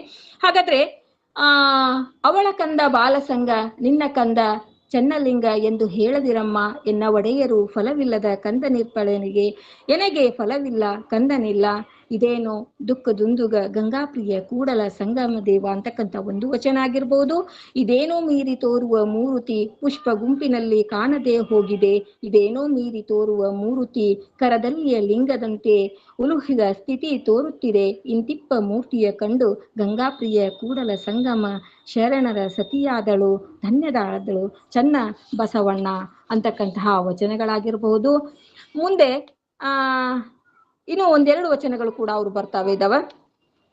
ಪತಿಯಾಜ್ಞೆಯಲ್ಲಿ ಚರಿಪ ಸತಿಗ್ಯಾಕೆ ಪ್ರತಿಜ್ಞೆಯು, ಪತಿಯಾಜ್ಞೆ ಪತಿಕದಲ್ಲಿ ಪೋಪದಿರೆ ಯಾತನೆಯಲ್ಲವೇ, ಅವಳ ಲಿಂಗ ನಿಷ್ಠೆ ಅವಳಿಗೆ ನಮ್ಮ ನಿಷ್ಠೆ, ಪತಿಯಾಜ್ಞೆಯಲ್ಲಿ ಕಾನ ಗಂಗಾಪ್ರಿಯ ಕೂಡಲ ಸಂಗಮ ದೇವ ಅಂತಕ್ಕಂಥದ್ದ ಈ ಎಲ್ಲ ವಚನಗಳನ್ನ ಅವರು ನಮ್ಗೆ ಏನ್ ಮಾಡಿದ್ದಾರೆ ಅಂತಂದ್ರೆ ಒಂದು ಉಡುಗೊರೆಯಾಗಿ ಕಾಣಿಕೆಯಾಗಿ ಕೊಟ್ಟು ಹೋಗಿರೋದನ್ನ ನೋಡ್ತಾ ಇದ್ದೇವೆ. ಒಟ್ಟಾರೆಯಾಗಿ ಏನೇ ಅಂದ್ರೂ ಕೂಡ ಇವಳ ಕಂದ ಬಾಲಸಂಗ ಈ ಎಲ್ಲ ವಚನದಲ್ಲಿ ನಾವು ನೋಡಿದಾಗ ಮಗುವನ್ನ ಕಳೆದುಕೊಂಡು ಅಂಗೈಯಲ್ಲಿರ್ತಕ್ಕಂತಹ ಲಿಂಗವನ್ನೇ ಮಗು ಅಂತ ಭಾವಿಸುವಂತ ತಿಳ್ಕೊಂಡು ಬಸವಣ್ಣನವರವರಿಗೆ ಸಮಾಧಾನ ಹೇಳಿದ್ರು ಅಂತಕ್ಕಂಥ ವಿಚಾರಗಳು ಕೂಡ ನಮ್ಗೆ ಸ್ಪಷ್ಟವಾಗಿ ತಿಳಿದು ಬರ್ತವೆ. ಇಷ್ಟು ನನಗೆ ಒಂದು ಕೊಟ್ಟಿರ್ತಕ್ಕಂತಹ ಒಂದು ವಿಚಾರವನ್ನ ನನ್ನ ಕೊಟ್ಟಿರ್ತಕ್ಕಂತಹ ಸಮಯದಲ್ಲೇ ಮುಗಿಸ್ಲಿಕ್ಕೆ ಪ್ರಯತ್ನವನ್ನ ಮಾಡಿದ್ದೇನೆ. ಇದರಲ್ಲಿ ಏನಾದ್ರೂ ತಪ್ಪು ತಡೆಗಳಿದ್ರೆ ಅಥವಾ ನಾನು ಹೇಳೋದ್ರಲ್ಲಿ ಏನಾದ್ರೂ ವ್ಯತ್ಯಾಸ ಇದ್ರೆ ದಯವಿಟ್ಟು ತಮ್ಮ ಮನೆಯ ಮಗಳೆಂದು ಕ್ಷಮಿಸಿ ಮತ್ತೆ ಹೆಚ್ಚಿನ ವಿಚಾರಗಳನ್ನ ನನಗೂ ಕೂಡ ತಿಳಿಸ್ಕೊಡ್ಬೇಕು ಅಂತ ತಮ್ಗೆಲ್ಲರಿಗೂ ಕೂಡ ಅವಕಾಶಕ್ಕೆ ವಂದಿಸ್ತಾ ಇದ್ದೀನಿ. ಈ ಒಂದು ವೇದಿಕೆಯ ರೂವಾರಿಗಳಾದಂತಹ ಪಟನ್ ಸರ್ಗೂ ಕೂಡ, ಜೊತೆಗೆ ನನ್ನೆಲ್ಲ ಹಿರಿಯ ನನ್ನ ಒಂದು ಆಧ್ಯಾತ್ಮಿಕ ಗುರು ಆದಂತಹ ಶಾರದಾ ಅಮ್ಮನವರನ್ನು ಕೂಡ ಸ್ಮರಿಸ್ತಾ ಎಲ್ಲರಿಗೂ ಕೂಡ ಮತ್ತೊಮ್ಮೆ ಅವಕಾಶಕ್ಕೆ ವಂದಿಸ್ತಾ ಶರಣಾರ್ಥಿಗಳು. ಧನ್ಯವಾದಗಳು. ಎಂದಿನಂತೆ ಅತ್ಯಂತ ಅರ್ಥಪೂರ್ಣವಾಗಿ ಮತ್ತು ಸಮರ್ಪಕವಾಗಿ ಜಯಶ್ರೀ ಮೇಡಂ ಶರಣೆ ಗಂಗಾಂಬಿಕೆ ಅವರ ಬಗೆಗೆ ಉಪನ್ಯಾಸವನ್ನು ನಡೆಸಿಕೊಟ್ಟರು. ಅವರಿಗೂ ಸಹ ಅನಂತ ಧನ್ಯವಾದಗಳು. ಈಗ ಮಾರ್ಗದರ್ಶನ RV ಪಾಟೀಲ್ ಸರ್ ಅವರಿಂದ. ಸರ್ ಮಾರ್ಗದರ್ಶನ ಮಾಡಬೇಕಾಗಿ ಹಾ ರೀ ಮೇಡಮ್, ಕೇಳ್ತಾ ಇದ್ದೀರಿ? ಕೇಳಿಸ್ತಿದೆ. ಎಲ್ಲರಿಗೂ ಶರಣಾರ್ಥಿಗಳು. ಶ್ರಾವಣ ಮಾಸದ ವಿಶೇಷ ದತ್ತಿ ಉಪನ್ಯಾಸ, ಅದರಲ್ಲೂ ವಿಶೇಷವಾಗಿ 2 ಶರಣೆಯರನ್ನ ಕುರಿತು ಬಹಳ ಅರ್ಥಗರ್ಭಿತವಾಗಿ ಮಾತನಾಡಿಸಿದ್ದಾರೆ. ಇಲ್ಲಿ ಈ ಚಿಂತನ ಕೂಟದಲ್ಲಿ ಶರಣೆ ಸುಧಾ ಪಾಟೀಲ್ ಅವರ ಪೂಜ್ಯ ತಂದೆಯವರು ಲಿಂಗೈಕ್ಯ BM ಪಾಟೀಲ್ ಸರ್ ಅವರು ಮತ್ತು ಅವರ ತಾಯಿಯವರಾದ ಶರಣೆ ಅಕ್ಕ ಮಹಾದೇವಿ ಪಾಟೀಲ್ ಅವರ ಇಬ್ಬರ ಸ್ಮರಣಾರ್ಥವಾಗಿ ಈ ಇಬ್ಬರು ಶರಣರ ಜೀವನದ ಒಂದಿಷ್ಟು ವಿಚಾರಗಳನ್ನ ನಮ್ಮೆಲ್ಲರಿಗೂ ಉಣಬಡಿಸಿದ್ದಾರೆ. ಅವರಿಬ್ಬರ ಲಿಂಗೈಕ್ಯರಾದಂಥ ಹಿರಿಯ ಆತ್ಮಗಳಿಗೆ ಮುಕ್ತಿ ಮತ್ತು ಶಾಂತಿ ಸಿಗಲೆಂದು ಪ್ರಾರ್ಥಿಸ್ತಾ, ಇಂದು ಬಹಳ ಅರ್ಥಪೂರ್ಣವಾಗಿ ಅಮುಗೆ ರಾಯಮ್ಮ ಸರಸ್ವತಿ ಬಿರಾದಾರ್ ಅವರು ತಮ್ಮ ಆರೋಗ್ಯದ ಅಸ್ತವ್ಯಸ್ತತೆಯಲ್ಲಿಯೂ ಕೂಡ ಮುಗಿಸ್ಬೇಕನ್ನುವ ಹಂಬಲದಲ್ಲಿ ಎಲ್ಲ ವಿಷಯವನ್ನ ಹೇಳಿದ್ದಾರೆ. ಆ ಕುರಿತಾಗಿ ಈ ಅಮುಗೆ ರಾಯಮ್ಮ ಅವರ ಪೂರ್ವದ ಹೆಸರು ವರದಾನಿಯಮ್ಮ ಅಂತ. ಬಹುಶಃ ಅವರು ಹೇಳ್ತಿದ್ರೇನೋ ಅವರ ಆರೋಗ್ಯ ಸರಿ ಇಲ್ಲದಕ್ಕೆ ಒಂದಿಷ್ಟು ವಿಷಯಗಳು ಉಳ್ಕೊಂಡು ಅಂತ. ಅವರು ಅಮುಗೇಶ್ವರ ಲಿಂಗ ಅನ್ನುವ ಅಂಕಿತದಲ್ಲಿ ಸುಮಾರು 114-15 ವಚನಗಳನ್ನ ರಚಿಸಿದ್ದಾರೆ. ಅಷ್ಟು ವಚನಗಳನ್ನ ವಿದ್ವಾಂಸರು ನಮಗೆ ದಕ್ಕಿಸಿಕೊಟ್ಟಿದ್ದಾರೆ. ಅವರ ಕಾಯಕ ನೇಗೆ ಕಾಯಕ, ಮೂಲ ಸೊಲ್ಲಾಪುರ ಅವರದು. ಅವರ ವಚನಗಳ ಸಾರ ಏನು, ಅವ್ರದ್ದು ತುಮುಲ ಏನಾಗಿತ್ತು, ಹಂಬಲ ಏನಾಗಿತ್ತು, ಅವರ ಸಮಾಜಕ್ಕೆ ಏನನ್ನ ಕೊಡ್ಲಿಕ್ಕೆ ಅವರು ಪ್ರಯತ್ನ ಪಟ್ಟಿದ್ರು ಅಂತಂದ್ರೆ ಸಮಾಜವನ್ನ ವಿಮರ್ಶೆ ಮಾಡುವಂಥದ್ದು. ಇಲ್ಲಿ ವಿಮರ್ಶೆ ಅಂದ್ರೆ ಟೀಕೆ ಅಂತಲ್ಲ, ಅದನ್ನ ಸರಿದೂಗಿಸುವಂತ ಕೆಲಸ. ಸಮಾಜದಲ್ಲಿ ಅವಾಗ ನಂಬಿಕೆಗಳಿದ್ವು, ಲಿಂಗಭೇದ ನೀತಿ ಇತ್ತು, ಜಾತೀಯತೆ ಇತ್ತು, ಪಟ್ಟಭದ್ರ ಹಿತಾಸಕ್ತಿಗಳಿತ್ತು, ರಾಜಪ್ರಭುತ್ವ ಇತ್ತು, ರಾಜಪ್ರಭುತ್ವದೊಳಗೆ ಧರ್ಮಪ್ರಭುತ್ವ ಇತ್ತು. ಅಂತವೆಲ್ಲ ವಿಚಾರಗಳನ್ನ ಅವರು ವಿರೋಧವನ್ನ ಮಾಡಲಿಕ್ಕೆ ಸಮಾಜ ವಿಮರ್ಶೆಯನ್ನು ಮಾಡಿದರು. ಮತ್ತು ಅವರ ವಚನಗಳಲ್ಲಿ ಹೆಚ್ಚಾಗಿ ಕಂಡುಬರುವುದು ಛಲ, ನೆಕ್ಸ್ಟ್ ನಿಷ್ಠೂರತೆ ಮತ್ತು ಮನಶುದ್ಧಿ ಇವರ ವಚನಗಳ ಆಶಯ. ಅವ್ರದ್ದು ಒಂದು ವಚನವನ್ನ ನೋಡುವುದಾದ್ರೆ, ಅವರು ಅರಿವೇ ಗುರುವಾಗಬೇಕು ಅನ್ನುವಂಥದ್ದು. ಅರಿವುಳ್ಳವರಿಗೆ ಗುರುವಿನ ಹಂಗೇಕೆ, ಅರಿವುಳ್ಳವರಿಗೆ ಲಿಂಗದ ಹಂಗೇಕೆ, ಅರಿವುಳ್ಳವರಿಗೆ ಜಂಗಮದ ಹಂಗೇಕೆ, ಅರಿವುಳ್ಳವರಿಗೆ ಪಾದೋದಕ ಪ್ರಸಾದದ ಹಂಗೇಕೆ, ಅರಿವುಳ್ಳವರಿಗೆ ಅಮುಗೇಶ್ವರ ಲಿಂಗವನರಿದೆನೆಂಬ ಸಂದೇಹ ಅವೇಕೆ ಬೇಕು ಅಂತ ಒಂದು ವಚನವನ್ನ ಹೇಳ್ತಾರೆ. ಇಲ್ಲಿ ಅರಿವು ಅನ್ನೋದಂದ್ರೆ ನಿಜ ಜ್ಞಾನ ಅಂತ. ಅಂದ್ರೆ ಶರಣರು ಜ್ಞಾನ ಅನ್ನುವ ಅದ ಅರ್ಥದ ವ್ಯಾಖ್ಯಾನ ಬೇರೆ, ಮತ್ತು ನಾವು ಭವಿಗಳು ಅಥವಾ ನಾವು ಈ ಭವದಲ್ಲಿ ಈ ಮನುಷ್ಯರು ಆಸೆ ತುಮುಲ ಏನೆಲ್ಲ ಇಟ್ಕೊಂಡು ಬದುಕ್ತಾ ಇರುವಂತ ಜ್ಞಾನ ಬೇರೆ. ಭೌತಿಕ ಜ್ಞಾನದ ಬಗ್ಗೆ ಹೇಳಿಲ್ಲ ಅವರು ಭೌತಿಕ ಜ್ಞಾನದ ಬಗ್ಗೆ ಹೇಳಿಲ್ಲ, ಅವರು ಅಂತರಂಗದ ಅರಿವಿನ ಜ್ಞಾನ. ಅಂದ್ರೆ ನಾವೇನು ಲಿಂಗಾಂಗ ಸಾಮರಸ್ಯ ಅಂತ ಏನ್ ಕರಿತೇವಲ್ಲ, ಇಲ್ಲಿ ಲಿಂಗ ಅಂದ್ರೆ ಜಗತ್ತು ಅಂದ್ರೆ ಸೃಷ್ಟಿ ಸ್ಥಿತಿ ಲಯ. ಇದ್ರೊಳಗ ಈ ದೇಹಧಾರಿಗಳಾಗಿ ಭವಕ್ಕೆ ಬಂದ ಮೇಲೆ ಈ ಅಂಗವನ್ನ ಲಿಂಗದ ಜೊತೆ ಸಾಮರಸ್ಯವನ್ನ ಮಾಡಿ ದೈವತ್ವವನ್ನ ಹೊಂದುವಂತ ಒಂದು ಪ್ರಕ್ರಿಯೆ ಇದೆಯಲ್ಲ, ಆ ಪ್ರಕ್ರಿಯೆಯನ್ನ ಅಂದ್ರೆ ಸೃಷ್ಟಿ ಮತ್ತು ಲಯ ಅದರ ನಡುವೆ ಸ್ಥಿತಿಯಾಗಿ ಬಂದಿರ್ತೇವಲ್ಲ, ಆ ಪ್ರಕ್ರಿಯೆಯನ್ನ ಅರಿತುಕೊಳ್ಳುವಂಥದ್ದು. ಆ ಅರಿವು ಯಾವಾಗ ಆಗುತ್ತೋ ಅಲ್ಲಿ ಚಿತ್ತ ನಿರ್ಮಲವಾಗುತ್ತ, ಮಾತು ಶುದ್ಧ ಆಗ್ತಾವ, ಆ ಶುದ್ಧ ಆದ ಮಾತುಗಳು ವಚನಗಳಾಗ್ತಾವ, ಅಲ್ಲಿ ಸೋಹಂ ಅನ್ನುವುದು ಹೋಗಿ ದಾಸೋಹ ಅನ್ನುವಂಥದ್ದು ಬರ್ತೈತಿ. ಈ ರೀತಿಯಾಗಿ ಒಂದು ಶೂನ್ಯತ್ವಕ್ಕೆ ಇರುವಂತಹ ಪ್ರಕ್ರಿಯೆಯನ್ನ ಅಮುಗೆ ರಾಯಮ್ಮ ಹೆಚ್ಚಾಗಿ ಅವರ ವಚನಗಳು ಧ್ವನಿಸ್ತವೆ ಅನ್ನುವ ವಿಚಾರಗಳನ್ನ ನಮ್ಮ ಸರಸ್ವತಿ ಬಿರಾದಾರ್ ಮೇಡಮ್ ಅವರು ಬಹಳ ಅರ್ಥಪೂರ್ಣವಾಗಿ ಹೇಳಿದ್ರು. ಅರಿವು, ಜ್ಞಾನ, ನಿಜ ಜ್ಞಾನ, ಲಿಂಗಾಂಗರ ಸಾಮರಸ್ಯ, ಸೃಷ್ಟಿ ಸ್ಥಿತಿಲಯ ಎಲ್ಲವರ ವಚನಗಳಲ್ಲಿ ಕಟ್ಟಿಕೊಡ್ತಾವೆ ಅನ್ನುವಂಥದ್ದನ್ನ.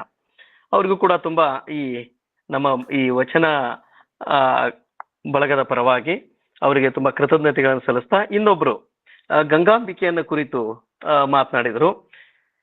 ಗಂಗಾಂಬಿಕೆಯನ್ನು ಕುರಿತು ಜಯಶ್ರೀ ಆಲೂರ್ ಮೇಡಮ್ ಅವರು ಬಹಳ ಸುಂದರವಾಗಿ, ಬಹಳ ಅರ್ಥಗರ್ಭಿತವಾಗಿ, ಇನ್ನೊಂದ್ಸಾರಿ ಕೇಳಬೇಕು ಅನ್ನೋಷ್ಟರ ಮಟ್ಟಿಗೆ ಬಹಳ 9 ವಚನಗಳನ್ನ ಬರೆದಿದ್ದಾರೆ ಅವರು. ಅದನ್ನ ಹೇಳುವ ಶಬ್ದಗಳಲ್ಲಿ ಬಹಳ ವಿವರವಾದ ಅರ್ಥಗಳುಳ್ಳಂತಹ ವಿಚಾರವನ್ನ ಇಟ್ಟುಕೊಂಡು ಅವರು ವ್ಯಾಖ್ಯಾನವನ್ನ ಮಾಡಿದರು ತಮ್ಮ ಉಪನ್ಯಾಸದಲ್ಲಿ. ಗಂಗಾಂಬಿಕೆ ಅವರು ಹೇಳಿದ ಹಾಗೆ ಬಸವಣ್ಣನವರ ಹಿರಿಯ ಪತ್ನಿ, ಬಲದೇವ ಮಂತ್ರಿಯ ಮಗಳು. ಇವರು ಕುರಿತಾಗಿ ಒಂದಿಷ್ಟು ಬೇರೆ ಬೇರೆ ಕವಿಗಳು, ಕನ್ನಡದ ಬರಹಗಾರರು ಮಾತನಾಡಿದ್ದು ಅಂತಂದ್ರೆ, ಹರಿಹರನ ಬಸವರಾಜ ದೇವರ ರಗಳೆ, ಭೀಮಕವಿಯ ಬಸವ ಪುರಾಣ, ಸಿಂಗರಾಜನ ಸಿಂಗಿರಾಜ ಪುರಾಣ, ಸಿದ್ದನಂಜೇಶನ ಗುರುರಾಜ ಚಾರಿತ್ರ್ಯ, ಷಡಕ್ಷರ ದೇವನ ಬಸವರಾಜ ವಿಜಯ, ಶಾಂತಲಿಂಗ ದೇಶಿಕನ ಭೈರವೇಶ್ವರ ಕಾವ್ಯದ ಕಥಾಮಣಿ ಸೂತ್ರ ರತ್ನಾಕರ, ಮುಖಬೋಳು ಸಿದ್ಧಲಿಂಗೇಶನ ಷಟಸ್ಥಲ ತಿಲಕ, ಚೆನ್ನಪ್ಪ ಕವಿಯ ಶರಣ ನೀಲಾಮೃತ, ಈ ಮುಂತಾದ ಕೃತಿಗಳಲ್ಲಿ ಈಕೆಗೆ ಸಂಬಂಧಿಸಿದಂತೆ ಅಂದ್ರೆ ಗಂಗಾಂಬಿಕೆಯವರಿಗೆ ಸಂಬಂಧಿಸಿದ ಹಲವಾರು ಸಂಗತಿಗಳು ನಮಗೆ ಸಿಗ್ತವೆ. ಹರಿಹರ ಹೇಳ್ತಾನೆ, ಸತ್ಕುಲ ಸಾದೃಶ್ಯಮಪ್ಪ ಸುಶೀಲೆ ಅಂತ ಬಹಳ ಅಭಿಮಾನ ಮತ್ತು ಭಕ್ತಿ ಗೌರವದಿಂದ ಸತ್ಕುಲ ಸಾದೃಶ್ಯಮಪ್ಪ ಸುಶೀಲೆ ಎಂದು ಅವರು ವರ್ಣಿಸ್ತಾರೆ. ಭೀಮಕವಿ ಗಂಗಾಂಬಿಕೆಯನ್ನ ಧೃತಿ, ಸಿರಿಪ್ರಭೆ, ಜಾಣ್ಮೆ, ರೂಪು, ಉನ್ನತಿ, ಪತಿವ್ರತಾಚರಣೆ, ಪವಿತ್ರತೆ, ತೇಜಗಳೆಲ್ಲ ದೇವಕುಲ ಸ್ತ್ರೀಯರಿಗಿಂತ 100 ಮಡಿ ಮಿಗಿಲಾಗಿದ್ದವು ಅಂತ ಉತ್ಪ್ರೇಕ್ಷೆ ಆದ್ರೂ ಕೂಡ ಅವರು ಆ ರೀತಿ ಅವಳನ್ನು ನೋಡಿ ಹೇಳ್ತಾರೆ. ಗಂಗಾಂಬಿಕೆ ಪತಿಯಾಜ್ಞೆಯಲ್ಲಿ ಅವರಿಗೆ ತುಂಬಾ ಭಕ್ತಿ ಇರುವುದನ್ನ ಈ ಎಲ್ಲ ಕೃತಿಗಳು ಉಲ್ಲೇಖವನ್ನ ಮಾಡ್ತವೆ. ಇವರು ಬರೆದ 9 ವಚನಗಳನ್ನ ನಾವು ಹೀಗೆ ವಿಭಾಗಿಸ್ಕೊಳ್ಬಹುದು. ಅಂದ್ರೆ 9 ವಚನಗಳಲ್ಲಿ ಅವರು ಗಂಗಾಪ್ರಿಯ ಕೂಡಲ ಸಂಗಮ ಅನ್ನುವಂತ ಅಂಕಿತವನ್ನ ಇಟ್ಟುಕೊಂಡು ಹೆಚ್ಚಾಗಿ ಎಲ್ಲವೂ ವೈಯಕ್ತಿಕ ಸಂಗತಿಗಳನ್ನ ಹೇಳುವಂತ ವಚನಗಳು. ಅದರಲ್ಲಿ 5 ವಚನಗಳನ್ನ ನಾವು ಆ ವಚನಗಳನ್ನ ವಿಭಾಗಿಸಿ ನೋಡ್ಕೊಳ್ಳೋದಾದ್ರೆ 5 ವಚನಗಳು ಮಗುವಿನ ಅಗಲಿಕೆಯ ದುಃಖದ ಚಿತ್ರ ಇದ್ರೆ, 1 ವಚನವನ್ನ ಬಸವಣ್ಣನವರ ಕಾರ್ಯವೈಖರ್ಯದ ಬಗ್ಗೆ ಅವರು ಹೇಳ್ತಾರೆ. ಅವರ ಬಹುಮುಖ ವ್ಯಕ್ತಿತ್ವ, ಬಸವಣ್ಣನವರ ಬಗ್ಗೆ ಇರುವಂತ ಇವರ ಪ್ರೀತಿ ಅದರೆಲ್ಲ. ಉಳಿದ 3 ವಚನಗಳಲ್ಲಿ ಪತಿನಿಷ್ಠೆ, ಲಿಂಗನಿಷ್ಠೆ ಮತ್ತು ಸಿದ್ದರಾಮಯ್ಯನ ಸ್ತುತಿ ಅಡಕ ಆಗ್ತತಿ. ಒಂದು ಅವರ ವಚನ ಹೇಗಿತ್ತು ಅಂತ ಈಗಾಗಲೇ ಜಯಶ್ರೀ ಮೇಡಮ್ ಅವರು ಅವನ್ನೆಲ್ಲ ಓದಿ ಹೇಳಿದ್ದಾರೆ. ಆದ್ರೂ ಕೂಡ ನಮ್ಮತ್ತೆ 1 ವಚನವನ್ನು ನೋಡ್ಬೋದು. ಸಾಂದ್ರವಾಗಿ ಹರಗಣ ಭಕ್ತಿಯ ಮಾಳ್ಪನೆಂತೋ ಮಾದಲಾಂಬಿಕಾ ನಂದನನು, ಪ್ರಶ್ನಾರ್ಥಕ ಇದೆ ಇಲ್ಲಿ. ಸಾಂದ್ರವಾಗಿ ಹರಗಣ ಭಕ್ತಿಯ ಮಾಳ್ಪನೆಂತೋ ಮಾದಲಾಂಬಿಕಾ ನಂದನನು, ಸಾಂದ್ರವಾಗಿ ಬಿಜ್ಜಳನ ಅರಮನೆಯ ನ್ಯಾಯ ನೋಳ್ಪನೆಂತೋ ಮಾದರಸನ ಮೋಹದ ಮಗನು, ಸಾಂದ್ರವಾಗಿ ಲಿಂಗಾರ್ಚನೆ ಲಿಂಗತೃಪ್ತಿ ಅನುಗೈವನಂತೋ ಗಂಗಾಪ್ರಿಯ ಕೂಡಲ ಸಂಗನ ಶರಣ ಚೆನ್ನ ಅಂತ ಇಲ್ಲಿ ಬಸವಣ್ಣನವರ ಈ ಕಾರ್ಯಕ್ಷಮತೆಯ ಮೇಲೆ ಬೆಳಕನ್ನ ಚೆಲ್ಲುವಂತ ಒಂದು ಅತ್ಯದ್ಭುತವಾದ ವಚನವನ್ನ ಬರೀತಾರೆ. ಈ ಇಬ್ಬರು ಶರಣೆಯರು ನಮಗೆ ಯಾಕೆ ಮುಖ್ಯ ಆಗ್ತಾರೆ ಅಂತ ನನ್ನ ಮಾತುಗಳಲ್ಲಿ ಹೇಳೋದಾದ್ರೆ, ಇಂದಿನ ವಿಚಿತ್ರವಾದಂತಹ ಪರಿಸ್ಥಿತಿಯಲ್ಲಿ, ವಿಚಿತ್ರವಾದಂಥದ್ದು ಅಂತಂದ್ರೆ ಓದಿದ್ದೇವೆ ಅಥವಾ ತಿಳಿದಿದ್ದೇವೆ ಅನ್ನುವ ಭಾವ ಇದೆ, ಅವುಗಳನ್ನ ನಡೆನುಡಿಯಲ್ಲಿ ನಾವು ಅಳವಡಿಸ್ಕೊಂಡು ಬದುಕ್ತಾ ಇಲ್ಲ. ಹಾಗಾಗಿ ನಮಗೆ ದುಃಖಗಳಿದಾವೆ, ಹತಾಶೆಗಳಿದಾವೆ, ಮದಮೋಹ ಮತ್ಸರಗಳಿದಾವೆ, ಎಲ್ಲೋ ನಾವು ಏನೇನೋ ಸಾಧಿಸ್ಬಿಟ್ಟಿದ್ದೀವಿ ಅನ್ನುವ ಈ ತಂತ್ರಜ್ಞಾನ ವಿಜ್ಞಾನವನ್ನು ಕೈಯಲ್ಲಿ ಹಿಡ್ಕೊಂಡು ಹೊರಟಿದ್ದೇವೆ. ಆದ್ರೆ ನಿಜವಾಗ್ಲೂ ಯಶಸ್ವಿ ಆದಂಥವ್ರು 12ನೇ ಶತಮಾನದಲ್ಲಿರುವಂತ ಶರಣರು. ಅವರು ಅಷ್ಟು ಪ್ರಕಾಶಮಾನವಾಗಿ ವಿಕಾಸದ ತುತ್ತತದಿಯಲ್ಲಿ ಆ ಕಾಲಘಟ್ಟದಲ್ಲೇ ಬದುಕಿ ತೋರಿಸಿ ಹೀಗೆ ಬದುಕಿದ್ದೇವೆ ಅನ್ನುವ ಅನುಭವದ ಉಕ್ತಿಗಳನ್ನ ನಮಗೆ ಬಿಟ್ಟು ಹೋಗಿದ್ದಾರೆ. ಆದ್ರೆ ವಿಚಿತ್ರ, ಯಾವುದೋ ಒಂದು ನಾಗಾಲೋಟದ ಶಿಕ್ಷಣದ ವ್ಯವಸ್ಥೆಗಳಲ್ಲಿ ನಾವು ಆ ಅರಿವಿನ ಅಂತರಂಗವನ್ನ ಅರಿವಿನ ಮನೆಯನ್ನಾಗಿ ಮಾಡಿಕೊಳ್ಳುವಲ್ಲಿ ಸೋತು ಈ ವ್ಯಕ್ತಿಗಳ ನಡುವಿನ ಅಸಹಿಷ್ಣುತೆಗೆ ಬಂದು ನಿಂತು ಬಿಟ್ಟಿದ್ದೇವೆ. ಇವತ್ತು ಯಾವುದನ್ನು ಸಮಷ್ಟಿ ಪ್ರಜ್ಞೆಯಿಂದ ನೋಡ್ತಾ ಇಲ್ಲ. ಅವರು ಅಂತರಂಗದ ಅರಿವಿನ ವ್ಯಕ್ತಿನಿಷ್ಠ ಪ್ರಜ್ಞೆಯನ್ನ ತಿಳಿಸಿದ್ರು, ಅದು ಸಮಷ್ಟಿ ಪ್ರಜ್ಞೆಯಾಗಿ ಬೆಳಿಬೇಕಾಗಿತ್ತು. ಅದಕ್ಕೆ ನಾನು ಬಹಳ ಸಲ ಅನ್ಕೊಳ್ಳೋದು, ಶರಣರು ದೇವರಿಗೂ ಕನ್ನಡವನ್ನ ಮತ್ತು ಸಮಷ್ಟಿ ಪ್ರಜ್ಞೆಯನ್ನ ಕಲಿಸಿದಂತ ಮೊಟ್ಟ ಮೊದಲಿಗ ಕನ್ನಡದ ಗುರುಗಳು ಇವರು ಅಂತ ಹೇಳಿ. ಹಾಗಾಗಿ ಈ ಇಬ್ಬರು ಶರಣರು ಕೂಡ ಅಗಾಧ. ಅಮುಗಿರಾಯಮ್ಮ ಬಹಳ ಖಡಕ್ಕಾದಂತ ನಿಷ್ಠೂರೆ ಛಲದಂಕೆ. ಅವಳ ಆ ಮನೋಭಾವದ ವಚನಗಳನ್ನು ಓದುವಾಗ ಅವಳ ಮನೋಭೂಮಿಕೆ ಹೇಗಿತ್ತು ಅಂತ ನೋಡಿದ್ರೆ, ಬಹುಶಃ ಹೆಣ್ಣು ಮಕ್ಕಳಿಗೆ ಆಲ್ರೆಡಿ ಅಣ್ಣ ಬಸವಣ್ಣನವರು ಅಂತ ಸ್ವಾತಂತ್ರ್ಯವನ್ನು ಕೊಟ್ಟು ಬಿಟ್ಟಿದ್ರು ಅಂತ ಅನಿಸ್ಬಿಡ್ತತಿ. ಅಂಥವೆಲ್ಲ ವಿಚಾರಗಳು ನಮಗೆ ಶರಣರಿಂದ ತಿಳಿದು ಬರ್ತಾವೆ. ಪ್ರತಿ ವಿಶ್ವವಿದ್ಯಾಲಯಗಳು, ಪಾಠಶಾಲೆಗಳು ವಚನಗಳನ್ನ ಅರಿಯುವ ಮತ್ತು ವಚನಗಳನ್ನ ತಿಳಿಯುವ, ವಚನದಲ್ಲಿರುವಂತಹ ಆಶಯವನ್ನ ಅಳವಡಿಸಿಕೊಂಡು ಬದುಕುವಂತಹ ಚಿಂತನೆಗಳು ಮನೆ ಮನೆಗಳಲ್ಲಿ ಮನಗಳಲ್ಲಿ ಆಗ್ಬೇಕಾಗಿದೆ. ಇವತ್ತಿನ ತುಂಬಾ ಅನಿವಾರ್ಯವೂ ಕೂಡ ಇದೆ. ಅಂತಹ ಕೆಲಸವನ್ನ ನಾನು ತುಂಬಾ ನನ್ನ ಕೆಲಸದ ಒತ್ತಡದಲ್ಲಿ ಕೂಡ ಅವಾಗವಾಗ ಕೇಳ್ತಾ ಇರ್ತೇನೆ, ಲೇಖನಗಳನ್ನು ಓದ್ತಾ ಇರ್ತೇನೆ. ಶಶಿಕಾಂತ್ ಪಟ್ಟಣ ಸರ್ ಅವರಿಗೆ ನಾವೆಲ್ಲರೂ ತುಂಬಾ ಕೃತಜ್ಞತೆಯನ್ನು ಸಲ್ಲಿಸಬೇಕು ಮತ್ತು ಬಹುಶಃ ಸಮಯ ಸಿಕ್ಕಾಗ್ಲೆಲ್ಲ ಅವ್ರ ಜೊತೆ ಇರ್ತೀವಿ ಅಂತ ಹೇಳ್ತಾ ಬಹಳ ಅದ್ಭುತವಾಗಿ ನನಗೆ ಬಸವಣ್ಣನವ್ರಿಗೂ ಆ ಕಾಲದಲ್ಲಿ ಮಾಡಿದ ಹೋರಾಟದವನ್ನ ಜಕ್ಕೊಂಡು ಹೋಗ್ತಾ ಇದ್ದಾರೆ ಅವರು. ಅದಕ್ಕೆ ನನಗೆ ಮನ ಅನ್ನಿಸ್ತು, ಜಯಂತ್ ಕಾಯ್ಕಿಣಿ ಅವ್ರದ್ದು ಒಂದು ಯಾವುದೋ ಭಾಷಣ ಕೇಳ್ತಾ ಇದ್ದೆ. ಅವಾಗ ಅವರು ಹೇಳ್ತಾ ಇದ್ರು, ಈ ಜಾತಿ, ಧರ್ಮ, ಮತ, ಮೇಲು ಕೀಳು, ತುಳಿಯುವುದು, ಏಳುವುದು ಇದು ಹೇಗಾಗ್ಬಿಟ್ಟಿದೆ ಅಂತ ಒಂದು ಸಣ್ಣ ದೃಷ್ಟಾಂತ ಕೊಟ್ರು ಅವರು. ಈ ನಾವು ಹಾವು ಏಣಿ ಆಟ ಆಡ್ತೇವಲ್ಲ, ನಮ್ಮ ಶರಣರು ಬಂದು ಹಾವಿನಿಂದ ಕಚ್ಚಿಸಿಕೊಳ್ಳಲಾರದೆ, ಭವದಲ್ಲಿ ಹಾವಿನಿಂದ ಕಚ್ಚಿಸಿಕೊಳ್ಳಲಾರದೆ ಒಂದೊಂದು ಮನೆಯನ್ನ ಅಥವಾ ಏಣಿಯನ್ನ ಹತ್ತ ಬಂದಿದ್ವಿ. ಈ ಧರ್ಮ ಪ್ರಭುತ್ವ, ರಾಜಪ್ರಭುತ್ವ, ವಸಾಹತುಶಾಹಿ ಪ್ರಭುತ್ವವನ್ನ ದಾಟಿ ಬಂದಿದ್ವಿ. ಪ್ರಜಾಪ್ರಭುತ್ವದಲ್ಲಿ ಮೇಲೆ ಇನ್ನೇನು ದಾಟಿದ್ವಿ, ಕೊನೆ ಮನೆಗೆ ಅಲ್ಲೊಂದು ದೊಡ್ಡ ಹಾವು ಇರ್ತೈತಿ, ಅದು ಕಚ್ಚಿದ ತಕ್ಷಣ ಸೀದಾ ಮತ್ತೆ ಒಂದೇ ಮನೆಗೆ ಬಂದ್ಬಿಡ್ತೀವಿ. ಆ ಪರಿಸ್ಥಿತಿ ಒಳಗೆ ಹಿಂಗಾಗಿಬಿಟ್ಟಿದ್ದೇವೆ ಇವತ್ತ ಅಂತ ಅವರು ಒಂದು ಉಲ್ಲೇಖ ಮಾಡಿದಂತ ಮಾತಿತ್ತು. ಬಹುಶಃ ಇದು ನಾವು ಶರಣರ ವಿಚಾರಗಳನ್ನು ಓದದೇ ಇರುವುದಕ್ಕಾಗಿ ನಾವು ಮತ್ತೆ ಹೊಳ್ಳಿ ಒಂದೇ ಮನೆಗೆ ಬಂದೇವಿ, ಒಂದೇ ಮನೆಯಿಂದ ಕೊನೆ ಮನೆಗೆ ಹೋಗುವಂತ ಪರಿಸ್ಥಿತಿ ಬಂದಿದೆ ಅಂತ ಭಾವಿಸ್ತಾ, ಇಬ್ಬರು ಬಹಳ ಮಹಿಳೆಯರು ಹೇಗಿರಬೇಕು, ಹೇಗಿದ್ದರೆ ಚೆನ್ನ, ಏನನ್ನ ಮಾಡ್ಲಿಕ್ಕೆ ಸಾಧ್ಯ ಇದೆ, ಆ ಎಲ್ಲ ಸಾಧ್ಯತೆಗಳು ಮತ್ತು ಬದುಕಿನ ಎಲ್ಲ ಅನಾವರಣವನ್ನ ಬಹಳ ವಿಸ್ತಾರವಾಗಿ ಬದುಕಿ ತೋರಿಸಿದ ಮಹಾನ್ ಶರಣೆಯರು. ಇವ್ರ ಬಗ್ಗೆ ಎಷ್ಟು ಮಾತನಾಡಿದ್ರು ಕೂಡ ಅದು ಬೇರೆ ಬೇರೆ ಬೇರೆ ಬೇರೆ ಮುಖಗಳು ತೆರೆದುಕೊಳ್ತಾ ಹೋಗ್ತವೆ. ಅವರು ಯಾತಕ್ಕಾಗಿ, ಯಾಕಾಗಿ, ಹೆಂಗ್ ಬರೆದ್ರು, ಏನನ್ನ ಅನುಭವಿಸಿದ್ರು, ಅವ್ರು ಅನುಭವಿಸಿದ್ದನ್ನೇ ಬರೆದ್ರ ಅಥವಾ ಅನುಭವಿಸಿದ್ದನ್ನ ಬರೆದ್ರ, ಇವತ್ತಿನ ಬದುಕಿಗೆ ಅದನ್ನು ಪ್ರಸ್ತುತ ಮಾಡಿಕೊಳ್ಳುವಾಗ ಬರುವ ಚಾಲೆಂಜಸ್ಗಳು ಏನೇನು, ಇವೆಲ್ಲ ನಮ್ಮ ಮುಂದೆ ತೆರೆದು ನಿಲ್ತವೆ. ಆದ್ರೂ ಕೂಡ ಮತ್ತೆ ಮತ್ತೆ ಇಂತಹ ಒಂದಿಷ್ಟು ಆಚಾರ ವಿಚಾರಗಳನ್ನ ಹಾಕೊಂಡಿರ್ತಾ ನಾವು ಬೆಳೀತಾ ಇದ್ದೀವಿ. ಅದಕ್ಕೆ ಈ ಅವಕಾಶವನ್ನ ಕೊಟ್ಟಿದ್ದಕ್ಕಾಗಿ ಈ ವಿಶೇಷ ದತ್ತಿ ಉಪನ್ಯಾಸಕ್ಕೆ ಮತ್ತೊಮ್ಮೆ ನಾನು ಹಿರಿಯ ಲಿಂಗೈಕ್ಯ ಇಬ್ಬರು ಜೀವಗಳಿಗೆ ಭಗವಂತ ಸತ್ಕ್ರಿಯಾ ಕರ್ಮ ಮೋಕ್ಷವನ್ನ ಕೊಡ್ಲಿ ಅಂತ ಪ್ರಾರ್ಥಿಸ್ತಾ, ಇಬ್ಬರು ವಿದ್ವಾಂಸರು ತುಂಬಾ ಅರ್ಥಪೂರ್ಣವಾಗಿ, ಅಮುಗಿ ರಾಯಮ್ಮ ತುಂಬಾ ಬಹಳ ಪ್ರಿಯ. ನಾವೆಲ್ಲ ಕ್ಲಾಸ್ನಲ್ಲಿ ಒಂದು ವಚನವನ್ನ ನಾನು 2-3 ಕ್ಲಾಸ್ನಲ್ಲಿ ಎಕ್ಸ್ಪ್ಲೇನ್ ಮಾಡ್ತಾ ಇದ್ದೇನೆ. ಅದಾಯ್ತಲ್ಲ, ಅರಿವು ಅನ್ನೋದ್ರ ಬಗ್ಗೆನೇ ಎಷ್ಟು ಬೇಕಾದಷ್ಟು ಮಾತಾಡ್ಬೋದು, ಅಷ್ಟು ಹೇಳ್ತಾವ್ರಲ್ಲ ಹಾಗೆ. ಅದಕ್ಕೆ ಅವರು ಬಹಳ ಚೆನ್ನಾಗಿ ಮಾತಾಡಿದ್ರು, ಬಹಳ ಆಸಕ್ತಿಯಿಂದ. ಪಾಪ ಆರೋಗ್ಯ ಕಟ್ಟರು ಕೂಡ ಮಾತಾಡಿದ್ರು. ಇನ್ನು ಗಂಗಾಂಬಿಕೆಯ ಬಗ್ಗೆ ಅಂತೂ ನಿರರ್ಗಳವಾಗಿ ಜಯಶ್ರೀ ಆಲೂರ್ ಮೇಡಮ್ ಅವರು ಮಾತಾಡಿದ್ರು. ಅವರಿಂದನೂ ಕೂಡ ಸಾಕಷ್ಟು ವಿಷಯವನ್ನ ನಾನು ತಿಳ್ಕೊಂಡೆ. ಅವ್ರಿಗೂ ಕೂಡ ಶರಣಾರ್ಥಿಗಳನ್ನ ಹೇಳ್ತಾ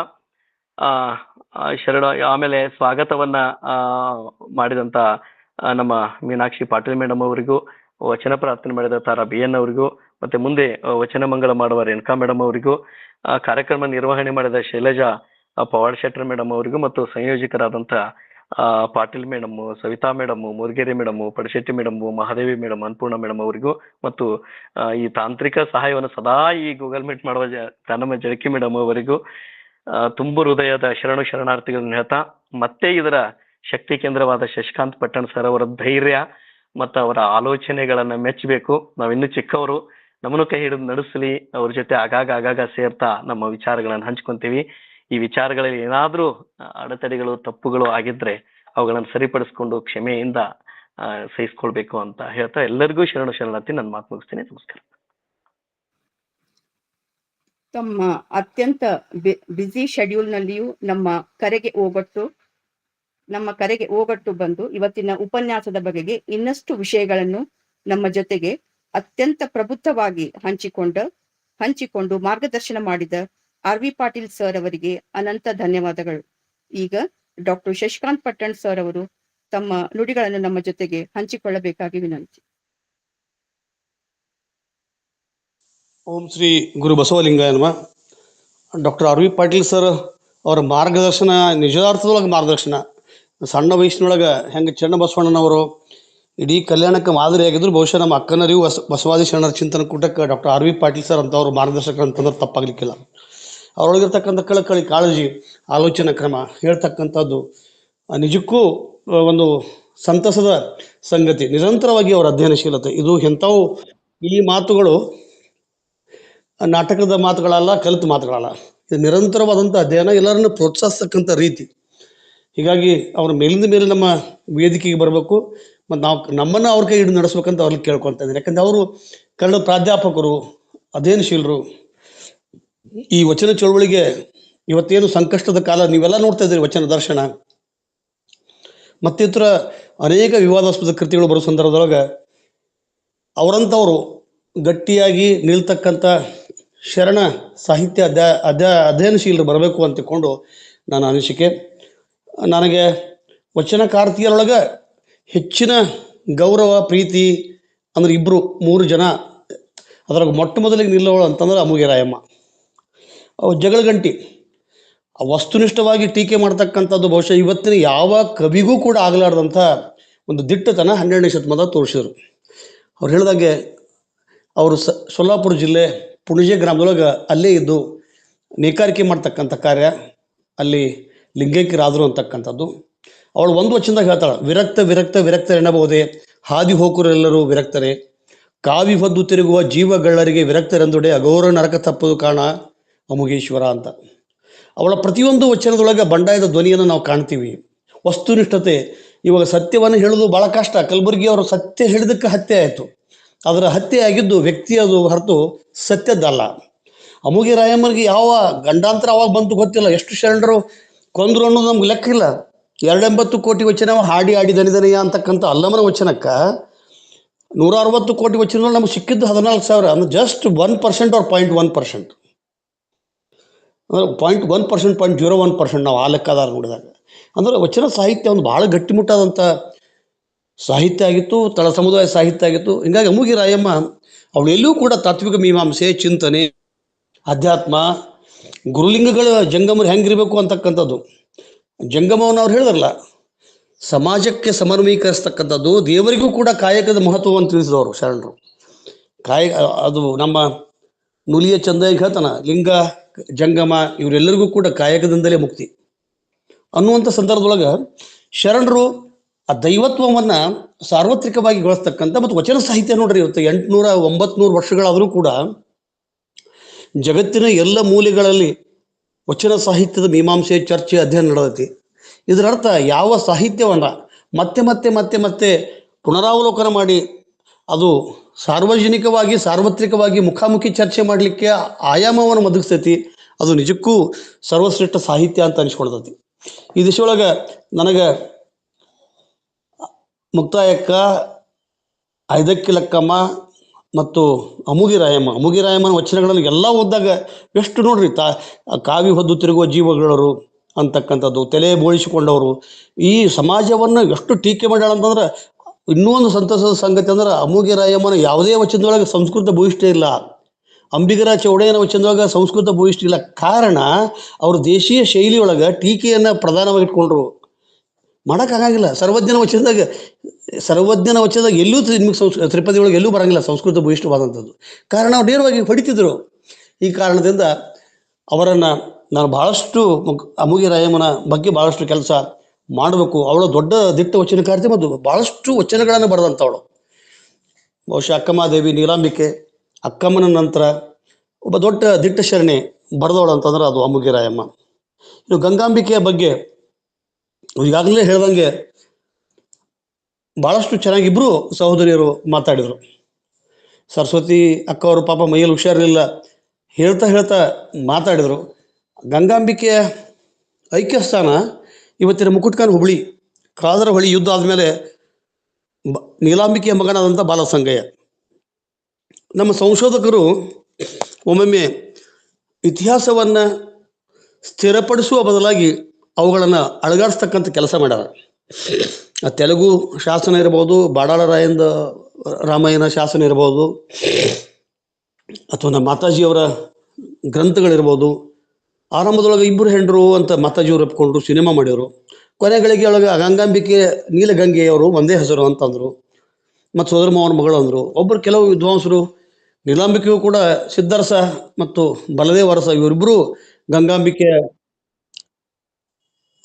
ಸಹೋದರರು ಅಂತಂದರು. ಅದರ ಸಿದ್ಧರಸ ಮತ್ತು ಪದ್ಮಗಂಧಿ ಅಂತಕ್ಕಂಥವ್ರು ಜೈನರು ಅಂತಕ್ಕಂಥದ್ದು ಇತಿಹಾಸದಿಂದ ನಮ್ಗೆ ತಿಳಿದು ಬರ್ತೈತಿ.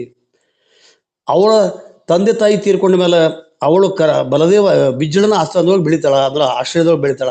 ಹೀಗಾಗಿ ಸಾಕು ತಂಗಿ ಜೈನ ವಂಶದವಳು, ಬಿಜ್ಜಳ ಶೈವ. ಈ ಎಲ್ಲ ಸೂಕ್ಷ್ಮತೆಗಳು ನೋಡಿದಾಗ ಆರಂಭದೊಳಗೆ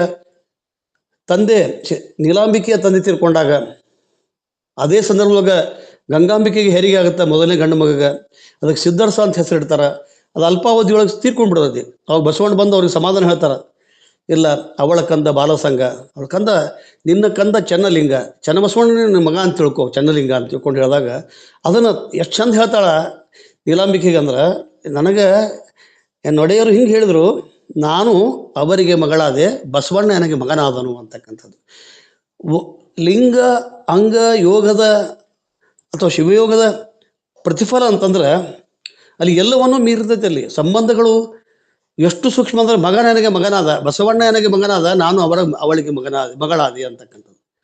ನನಗೆ ಯಾಕೆ ಮಗ ಇಲ್ಲ ಅಂತೀನಿ, ನನಗೆ ಬಸವಣ್ಣನ ನನ್ನ ಮಗ, ಗಂಡನ ಮಗನನ್ನು ಅಂತ ಸ್ವೀಕರಿಸಿದ ದಿಟ್ಟು ಶರಣೆ ಗಂಗಾಂಬಿಕೆ.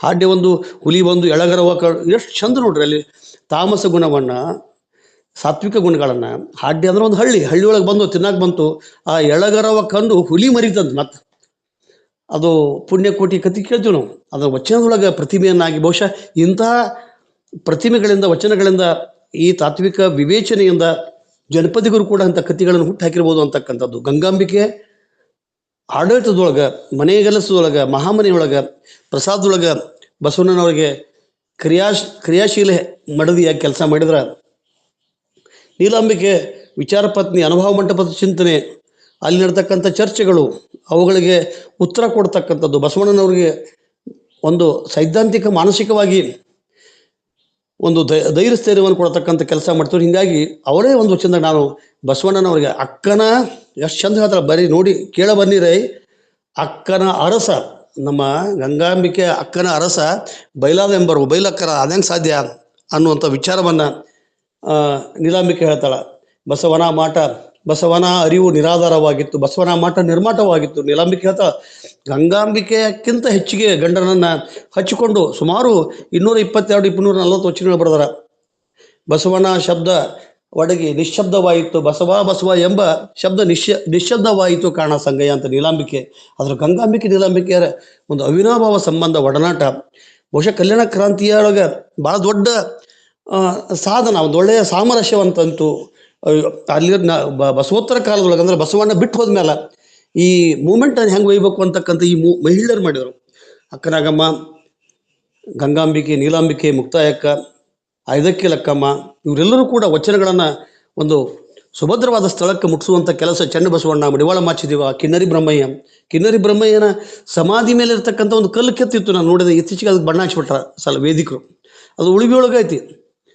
ಅಂದ್ರಾಗ ಈ ಇವತ್ತಿಗೆ ಅವತ್ತಿನಗಿಂತ ಹೆಚ್ಚಿನ ಅವ್ರು ಹೇಳಿದಂಗೆ ಹೇಳಿದ್ರು, ಹಾವು ಮತ್ತು ಏಣಿ ಆಟ, ಏಣಿಗಳು ಅಂತಕ್ಕಂಥ ವಿಚಾರ ಕ್ರಮಗಳು, ಹಾವು ಅಂತಕ್ಕಂಥ ಜಾತೀಯತೆ, ಅಸಮಾನತೆ ಅದು ಕಚ್ಚಿದಾಗ ಇವತ್ತು ದೊಡ್ಡ ಹಾವು ನಮ್ಮ ಕರ್ನಾಟಕ ದೇಶ ನಮ್ಮ ಮುಂದೆ ಇದ್ದದಂದ್ರೆ ಹಾವು. ಆ ಜಾತೀಯತೆ ಹಾವು ಅಥವಾ ಅಸಮಾನತೆಯ ಹಾವು ನಮಗೆ ಮತ್ತೆ ಕಚ್ಚತಿ. ನಾವು ಮತ್ತಿನ್ನು 1ನೇ ಸ್ಟ್ಯಾಂಡರ್ಡ್ ಅದೀವಿ. ನಾವೆಲ್ಲರ ಒಳಪ್ರಂಗಡಗಳ ಸಂಭ್ರಮದಿಂದ ಹೊರಬಂದು ಒಳಪಂಗಡದೊಳಗೆ ಹೋಗಿ ಅವರನ್ನು ಬಸವ ಮೂಲಕ ಬಸವ ತತ್ವಕ್ಕೆ ತರಬೇಕು ವಿನ, ನಾವು ಒಳಪಂಗಡದೊಳಗೆ ಹೋಗಿ ಆ ಒಳಪಂಗಡದ ಡೊಳ್ಳು ಕುಣಿತಕ್ಕೆ ಸಂಭ್ರಮ ಪಡ್ತಕ್ಕಂಥ ಕೆಲಸವನ್ನು ನಾವೆಲ್ಲರೂ ಬಿಡಬೇಕು.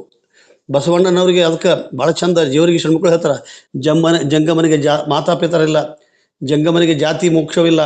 ಜಂಗಮ ಅಂತಕ್ಕಂಥದ್ದು ಅದು ಸಮಷ್ಟಿ ಅಂತಕ್ಕಂಥ, ಸಮಷ್ಟಿ ಲಿಂಗವನ್ನು ಸಮಷ್ಟಿ ಪ್ರಜ್ಞೆಯಾಗಿ, ಗುರುವನ್ನು ಅಷ್ಟಾವರಣಗಳ ಎಲ್ಲವನ್ನೂ ಸಮಷ್ಟಿ ಪ್ರಜ್ಞೆಯನ್ನಾಗಿ ಅವರು ತೋರಿಸ್ಕೊಟ್ರು.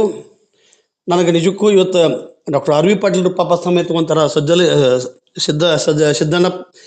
ಸಿದ್ಧಲಿಂಗ ಸಜ್ಜನ್ ಶೆಟ್ಟರ್ ಆಗಲಿ, ಯಾರು ಕೇಳಿದ್ರು ಮಾಡ್ತಾರೆ. ಯಾಕಂದ್ರೆ ಒಳಗಿನ ತುಡಿತ ಮಿಡಿತ ನಮ್ಮ ಕರ್ತವ್ಯ ಇದು, ನಮ್ಮ ಕರ್ತವ್ಯ. ಇವತ್ತು ವಚನ ಇನ್ನೂ ಒಂದು ನೋವಿನ ಸಂಗತಿ ಅಂದ್ರೆ, ನಾನು ಎಷ್ಟೋ ಸಲ ಡಾಕ್ಟರ್ ವೀಣಾ ಎಲೆಗಾರ್ ಅವ್ರಿಗೆ, ನಮ್ಮ ಸದಸ್ಯರಿಗೆ ಹೇಳ್ತಾ ಇದ್ದೀನಿ, ಹರದ ಕಾಯಕದ ಗಂಗಮ್ಮನನ್ನು ಇನ್ನೂ ನಾವು ಹಾದರ ಕಾಯಕದ ಗಂಗಮ್ಮನ ಮಾಡೀವಿ. ಸೂಳೆ ವೃತ್ತಿಯನ್ನು ಬಿಟ್ಟಂಥ ಸಂಕವೆಗೆ ಸೂಳೆ ಸಂಕವೆ ಅಂತ ಮಾಡೀವಿ. ಹೆಂಡ ಮಾರುವ ಬಿಟ್ಟು ಒಂದು ಕೌನ್ಸಿಲಿಂಗ್ ಮಾಡ್ತಕ್ಕಂಥ ಹೆಂಡದ ಮಾರಾಯನಿಗೆ ಹೆಂಡದ ಮಾರಾಯ ಅಂತೀವಿ ನಾವು. ಅಕ್ಕನಾಗಮ್ಮನ ಬಸವಣ್ಣ ತಂಗಿ ಯಾವ ಆಧಾರ ಮೇಲೆ ಹೇಳಿದ್ರು ಇನ್ನೂ ಗೊತ್ತಿಲ್ಲ. ಸಂಪುಟದಾಗ ಇನ್ನೂ ಹಂಗಾದವು. ಪರಿಷ್ಕರಣೆ ಪುನರಾವರ್ತಿ ಆಕ್ಕವು, ತಪ್ಪುಗಳು ಮತ್ತೆ ಮತ್ತೆ ಹೊಕ್ಕವು. ಈ ಎಲ್ಲ ತಪ್ಪುಗಳು, ದೋಷಗಳು, ಪ್ರಕ್ಷಿಪ್ತತೆಗಳು ಬಹುಶಃ ಇಂಥ ಕೆಲ ಅಜ್ಞಾನಿಗಳಿಗೋ ಅಥವಾ ಉದ್ದೇಶಪೂರ್ವಕವಾಗಿ ವಚನ ಸಾಹಿತ್ಯವನ್ನು, ಚಳುವಳಿಯನ್ನು ದಿಕ್ಕು ತಪ್ಪಿಸುವಂಥ ಕೆಲ ಕಾರ್ಯಕ್ಕೆ ಸಹಾಯಕ ಆಕ್ಕವು. ನಾನು ಎಲ್ಲರಿಗೂ ಕೈ ಜೋಡಿಸ್ತೀನಿ, ಕೈ ಮುಗಿದು ಕೇಳ್ತೀನಿ, ನಾವೆಲ್ಲರೂ ಕೂಡ ಈ ಹೋರಾಟದೊಳಗೆ ಭಾಗವಾಗಬೇಕು. ಭಾಳ ನನಗೆ ಎಷ್ಟೋ ಸಲ ಡಿಸ್ಟರ್ಬ್ ಆಗಿಬಿಡ್ತೀನಿ ನಾನು, ಏನಪ್ಪ ಹಿಂಗೆ ಬಿಡದಾರಲ್ಲ ಇವರು. ಅದ್ರಾಗ ಒಬ್ಬರು ಇಬ್ಬರು ಮಾಡ್ಯಾರ, ಗಾಣದ ಕಣ್ಣಪ್ಪ ಇದ್ದದ್ದು ಗಾಳದ ಕಣ್ಣಪ್ಪ ಅಂತ ಹೇಳಿದರು ನಮ್ಮ ಡಾಕ್ಟರ್ ರವೀಂದ್ರನಾಥ್ ಸರ್. ಮತ್ತು ಭಾಳಷ್ಟು ತಪ್ಪುಗಳು ಚನ್ನಬಸವಣ್ಣ ವಚನ, ಅಲ್ಲಮ್ಮನ ವಚನ, ಸಿದ್ದರಾಮರ ವಚನ, ಬಸವಣ್ಣನ ವಚನದಾಗ ಯಥೇಚ್ಛವಾಗಿ ಬಂದವು. ಅವುಗಳ ಪರಿಷ್ಕರಣೆಯ ಅಗತ್ಯತೆ ನಮ್ಮ ಮುಂದೆ ಐತಿ. ಒಂದು ವೇಳೆ ನಾವು ಪರಿಷ್ಕರಣೆ ಮಾಡಲಿಲ್ಲ ಅಂದ್ರೆ ನಾವು ಅಪರಾಧಿಗಳಾಗ್ತೀವಿ. ಒಂದೆರಡು ಕೃತಿಗಳಾದ್ರೂ ಮುಂದಿನ ದಿನದೊಳಗೆ ಚರ್ಚೆಗೆ ಇಳಿಲಿ, ಇದು ಇಲ್ಲ ಇದೊಂದು ಕೃತಿ ಹಿಂಗೈತಿ. ಯಾಕಂದ್ರೆ ಇಡೀ ಏನಂತಂದ್ರೆ ಒಲೆ ಹತ್ತಿ ಉರಿದ್ರೆ ನಿಲ್ಲಬಹುದಲ್ಲದೆ ದರೆ ಹತ್ತಿ. ಇವತ್ತು ನಮ್ಗೆ ಮಠೀಯ ಸಂಸ್ಥೆಗಳು, ನಮ್ಮ ಸಂಶೋಧಕರು, ನಮ್ಮ ಬರಹಗಾರರು, ಸಾಹಿತಿಗಳು, ವಿದ್ವಾಂಸರು, ಸಂಶೋಧಕರು ಎಲ್ಲರೂ ಒಂದು ರೀತಿಯೊಳಗೆ ವೈರಿಗಳ ಕಾಡಕತ್ತಾರೆ. ಯಾಕೆ ವಚನಗಳ ಪಚನ ಆಗಲಿಲ್ಲ ಅಥವಾ ಸತ್ಯವನ್ನು ಡಾಕ್ಟರ್ ಮಲ್ಲೇಪುರಂ ವೆಂಕಟೇಶ್ ಅವರು, ನಾನು 30 ವರ್ಷದ ಹಿಂದೆ ನೋಡಿದಾಗ ಅವರು ಶಂಭಾ ಜೋಶಿ ಅಂತ ಕಲಬುರ್ಗಿ ಅಂತ ಅವರ ಪರಿಸರ ಬೆಳೆದವರು ಇವತ್ತು ಅಪ್ಪಟ ಸನಾತನಿಗಳಾಗಿ ವಚನಗಳನ್ನು ತಿರ್ಸುವಂಥ ಕೆಲಸಗಳು ಅವರು ಅದಾರ.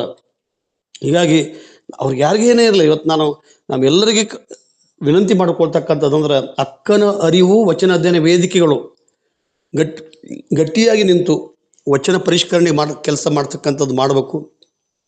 ಸ್ವಲ್ಪ ಸಮಯ ಹೆಚ್ಚಿಕೊಂಡೆ, ಸಂಘಟಕರಲ್ಲಿ ಕ್ಷಮೆ ಕೇಳಿ ನನ್ನ ಮಾತುಗಳನ್ನು ಮುಗಿಸುತ್ತೇನೆ. ಶರಣಾರ್ಥಿಗಳು.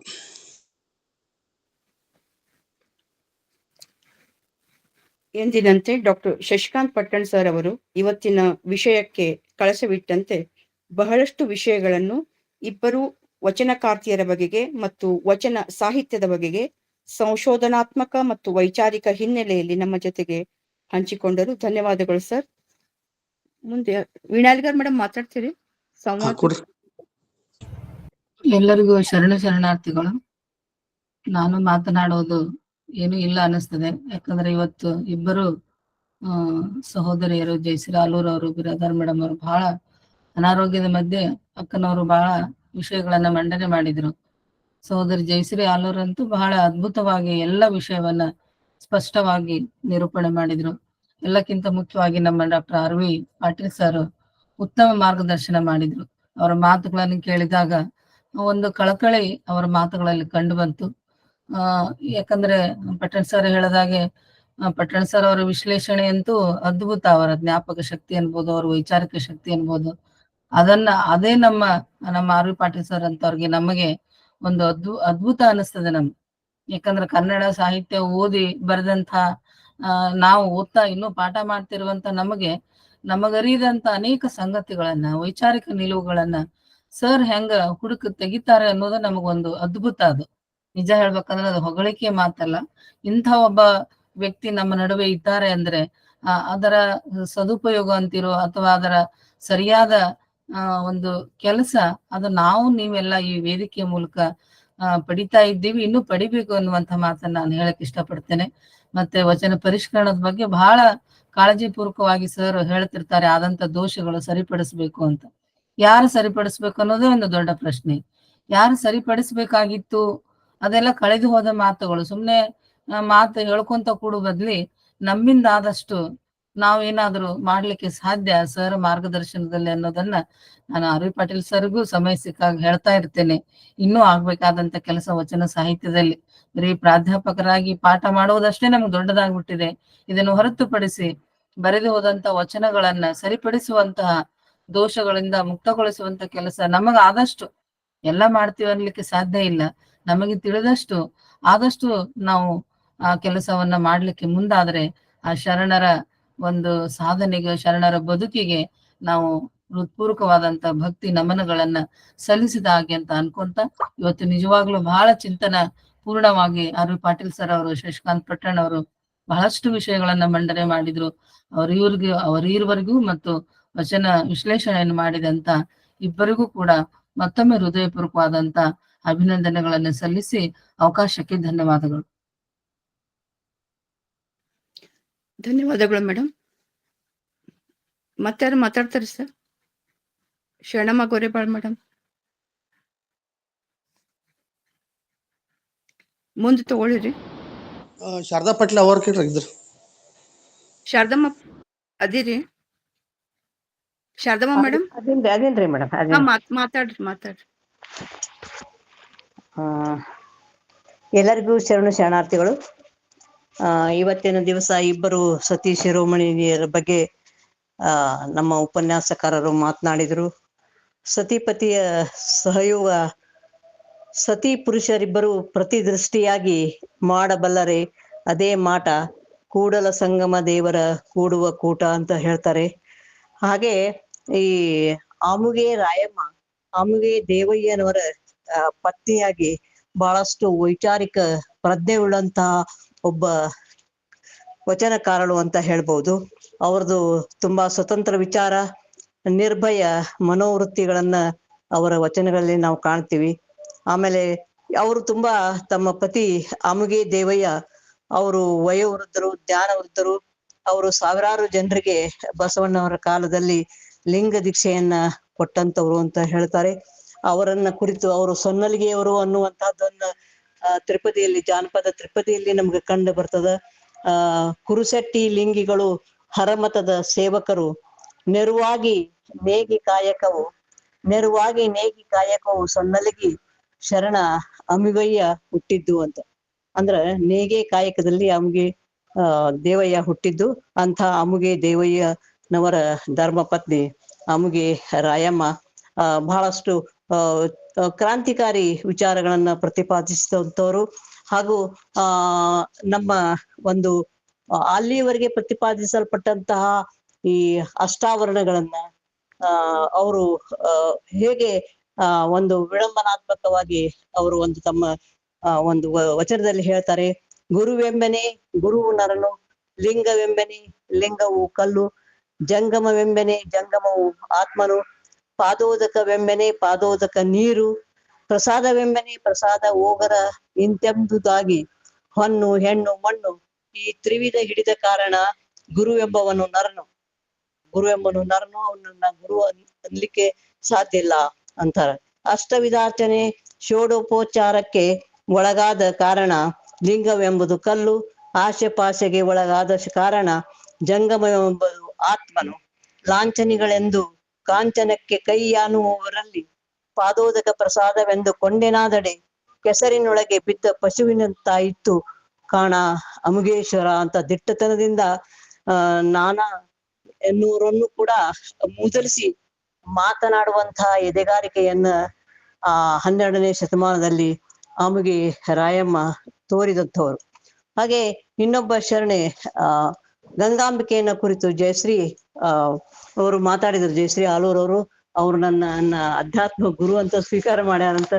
ಅಷ್ಟೊಂದು ಅಧ್ಯಾತ್ಮದ ಒಂದು ಮಟ್ಟವನ್ನ ಅಥವಾ ಅಧ್ಯಾತ್ಮದ ಮಹನ್ನತೆಯನ್ನ ನಾನೇ ಸರಿಯಾಗಿ ಕಂಡುಕೊಂಡಿಲ್ಲ. ಆದ್ರೂ ನನ್ನನ್ನ ಗುರುವಂತ ಸ್ವೀಕಾರ ಮಾಡ್ಯಾರ. ಖರೆ ಅವರು ಇನ್ನೂ ಈ ವಚನ ಸಾಹಿತ್ಯದಲ್ಲಿ ಓದ್ಲಿ, ಮುಂದೆ ಬರ್ಲಿ ಅನ್ನುವಂತ ಆಸೆಯೊಂದಿಗೆ ಗಂಗಾಂಬಿಕೆಯವರು ಕೂಡ ಹೇಳ್ತಾರೆ, ಧರ್ಮವೇ ಬಸವ ಧರ್ಮಾನು ಒಂದು ಇದ್ರೊಳಗ ನೀಲಾಂಬಿಕೆಯರ ಗಂಗಾಂಬಿಕೆ, ಬಸವಣ್ಣ ಗಂಗಾಂಬಿಕೆ ನೀಲಾಂಬಿಕೆಯರ ದಾಂಪತ್ಯವನ್ನ ಕುರಿತು ಮುಖಬೋಳು ಸಿದ್ಧಲಿಂಗ ದೇವರು ತಮ್ಮ ಷಟ್ಸ್ಥಲ ತಿಲಕ ಗ್ರಂಥದಲ್ಲಿ ಹೀಗೆ ಕೆಳಕಂಡಂತೆ ಈಗ ದಾಖಲಿಸ್ಯಾರ. ಧರ್ಮವೇ ಬಸವ ಧರ್ಮಾನುಕೂಲ ತೇರೆ ನಮ್ಮ ನೀಲಮ್ಮ ಗಂಗಮ್ಮ, ನಿತ್ಯಮೇ ಬಸವ ನೆಮ್ಮ ನೀಲಮ್ಮ ಗಂಗಮ್ಮನೇ ನಿತ್ಯಾನುಪಾಲತೆಯರ. ಬಸವನ ನಿರ್ಮಲ ಸುತತ್ವ ನೀಲಮ್ಮ ಗಂಗಮ್ಮನೇ, ತನ್ಮಹಾ ತತ್ವಾದಿ ದೇವತೆಯರಾಗಿಂತು ಸನ್ಮತದಿ ದಾಸೋಹವೆಂಬ ಸಾಮ್ರಾಜ್ಯ ಸಂಪತ್ತನ್ನ ಆಳುತ್ತಿದ್ದರು ಅನ್ನುವಂತಹದ್ದನ್ನ. ಅಂದ್ರೆ ಲಕ್ಷದ ಮೇಲೆ 96,000 ಜನರಿಗೆ ಮಹಾಮನೆಯಲ್ಲಿ ಪ್ರಸಾದವನ್ನ ಕರುಣಿಸುವಂತಹ ಒಂದು ದಾಸೋಹ ಅನ್ನುವಂತಹ ಒಂದು ಸಾಮ್ರಾಜ್ಯದ ಸಂಪತ್ತನ್ನ ಅವರು ಆಳ್ತಿದ್ರು ಅನ್ನುವಂತಹದನ್ನ ವರ್ಣನೆಯನ್ನು ನಾವಿಲ್ಲಿ ಕೇಳುತ್ತೀವಿ. ಹಾಗೆ ಗಂಗಾಂಬಿಕೆಯವರು ಪತಿಯ ಮೇಲೆ ಅವರ ಪತಿ ಸೇವೆ, ಮೊದಲು ಮನೆಗೆ ಬಂದ ಅತಿಥಿಗಳ ಆದರ ಆತಿಥ್ಯ, ಜಂಗಮ ಸೇವೆ, ಇದನ್ನೇ ಮಾಡ್ತಾ ಅವರು ತಮ್ಮ ಲಿಂಗ ಪೂಜೆಯನ್ನ ಈ ಅತಿಥಿಗಳ ಒಂದು ಪೂಜೆಯೇ ಲಿಂಗ ಪೂಜೆ ಅನ್ನುವಂತ ರೀತಿಯಲ್ಲಿ ಭಾವಿಸಿದ್ರು. ಸತಿಗ್ಯಾಕೆ ಪ್ರತಿಜ್ಞೆಯೋ ಎಂದು ತಮಗೆ ತಾವೇ ಪ್ರಶ್ನಿಸಿಕೊಂಡಿದ್ದಾರೆ.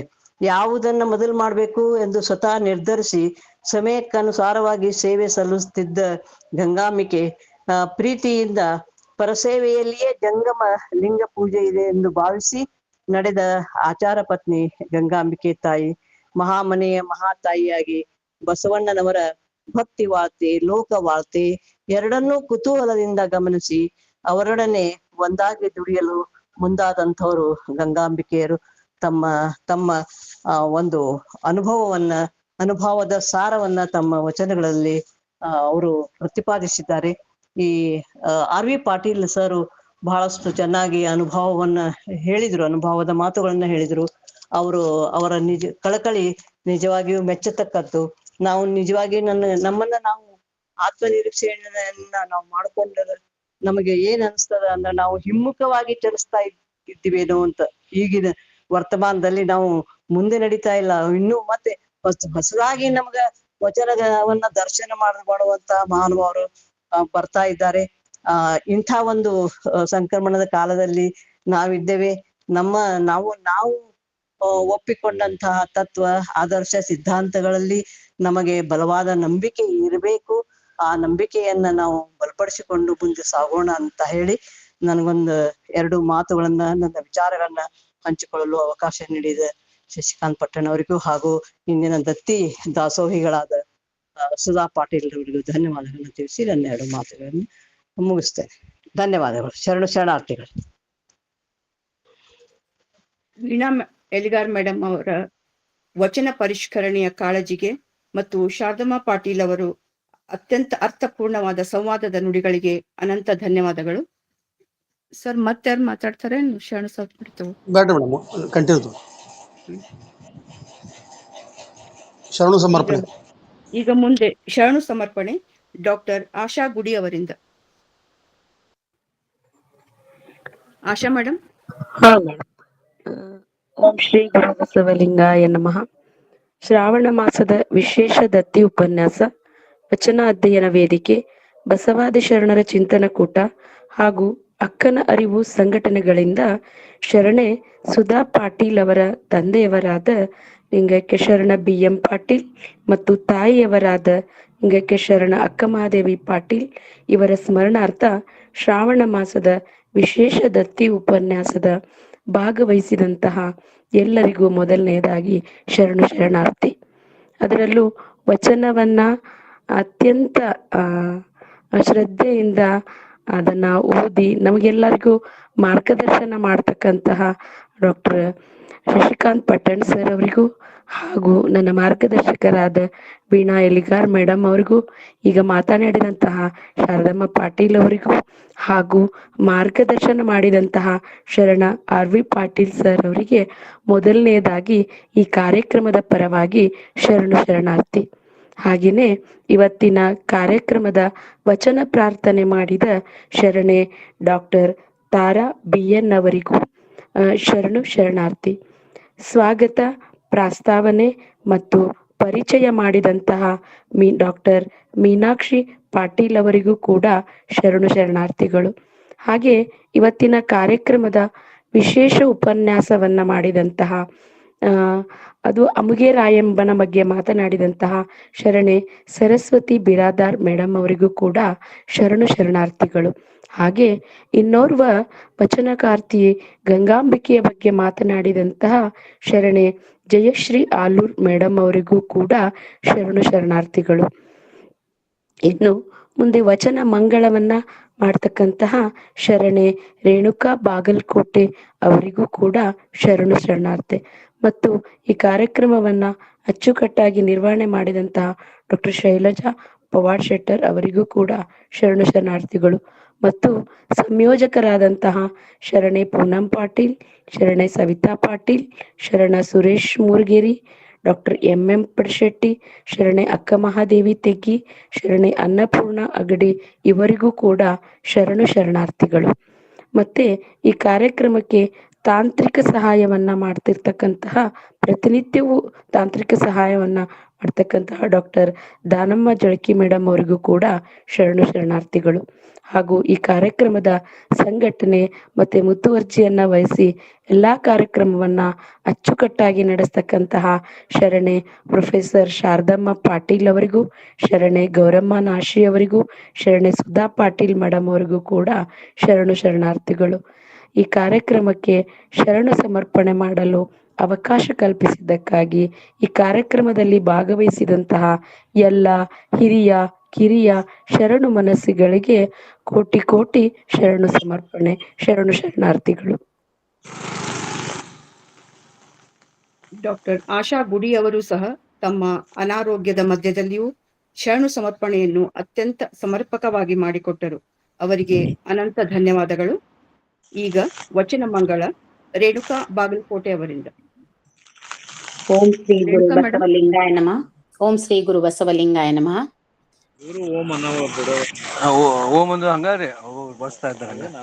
ಓಂ ಶ್ರೀ ಗುರು ಬಸವಲಿಂಗಾಯ ನಮಃ.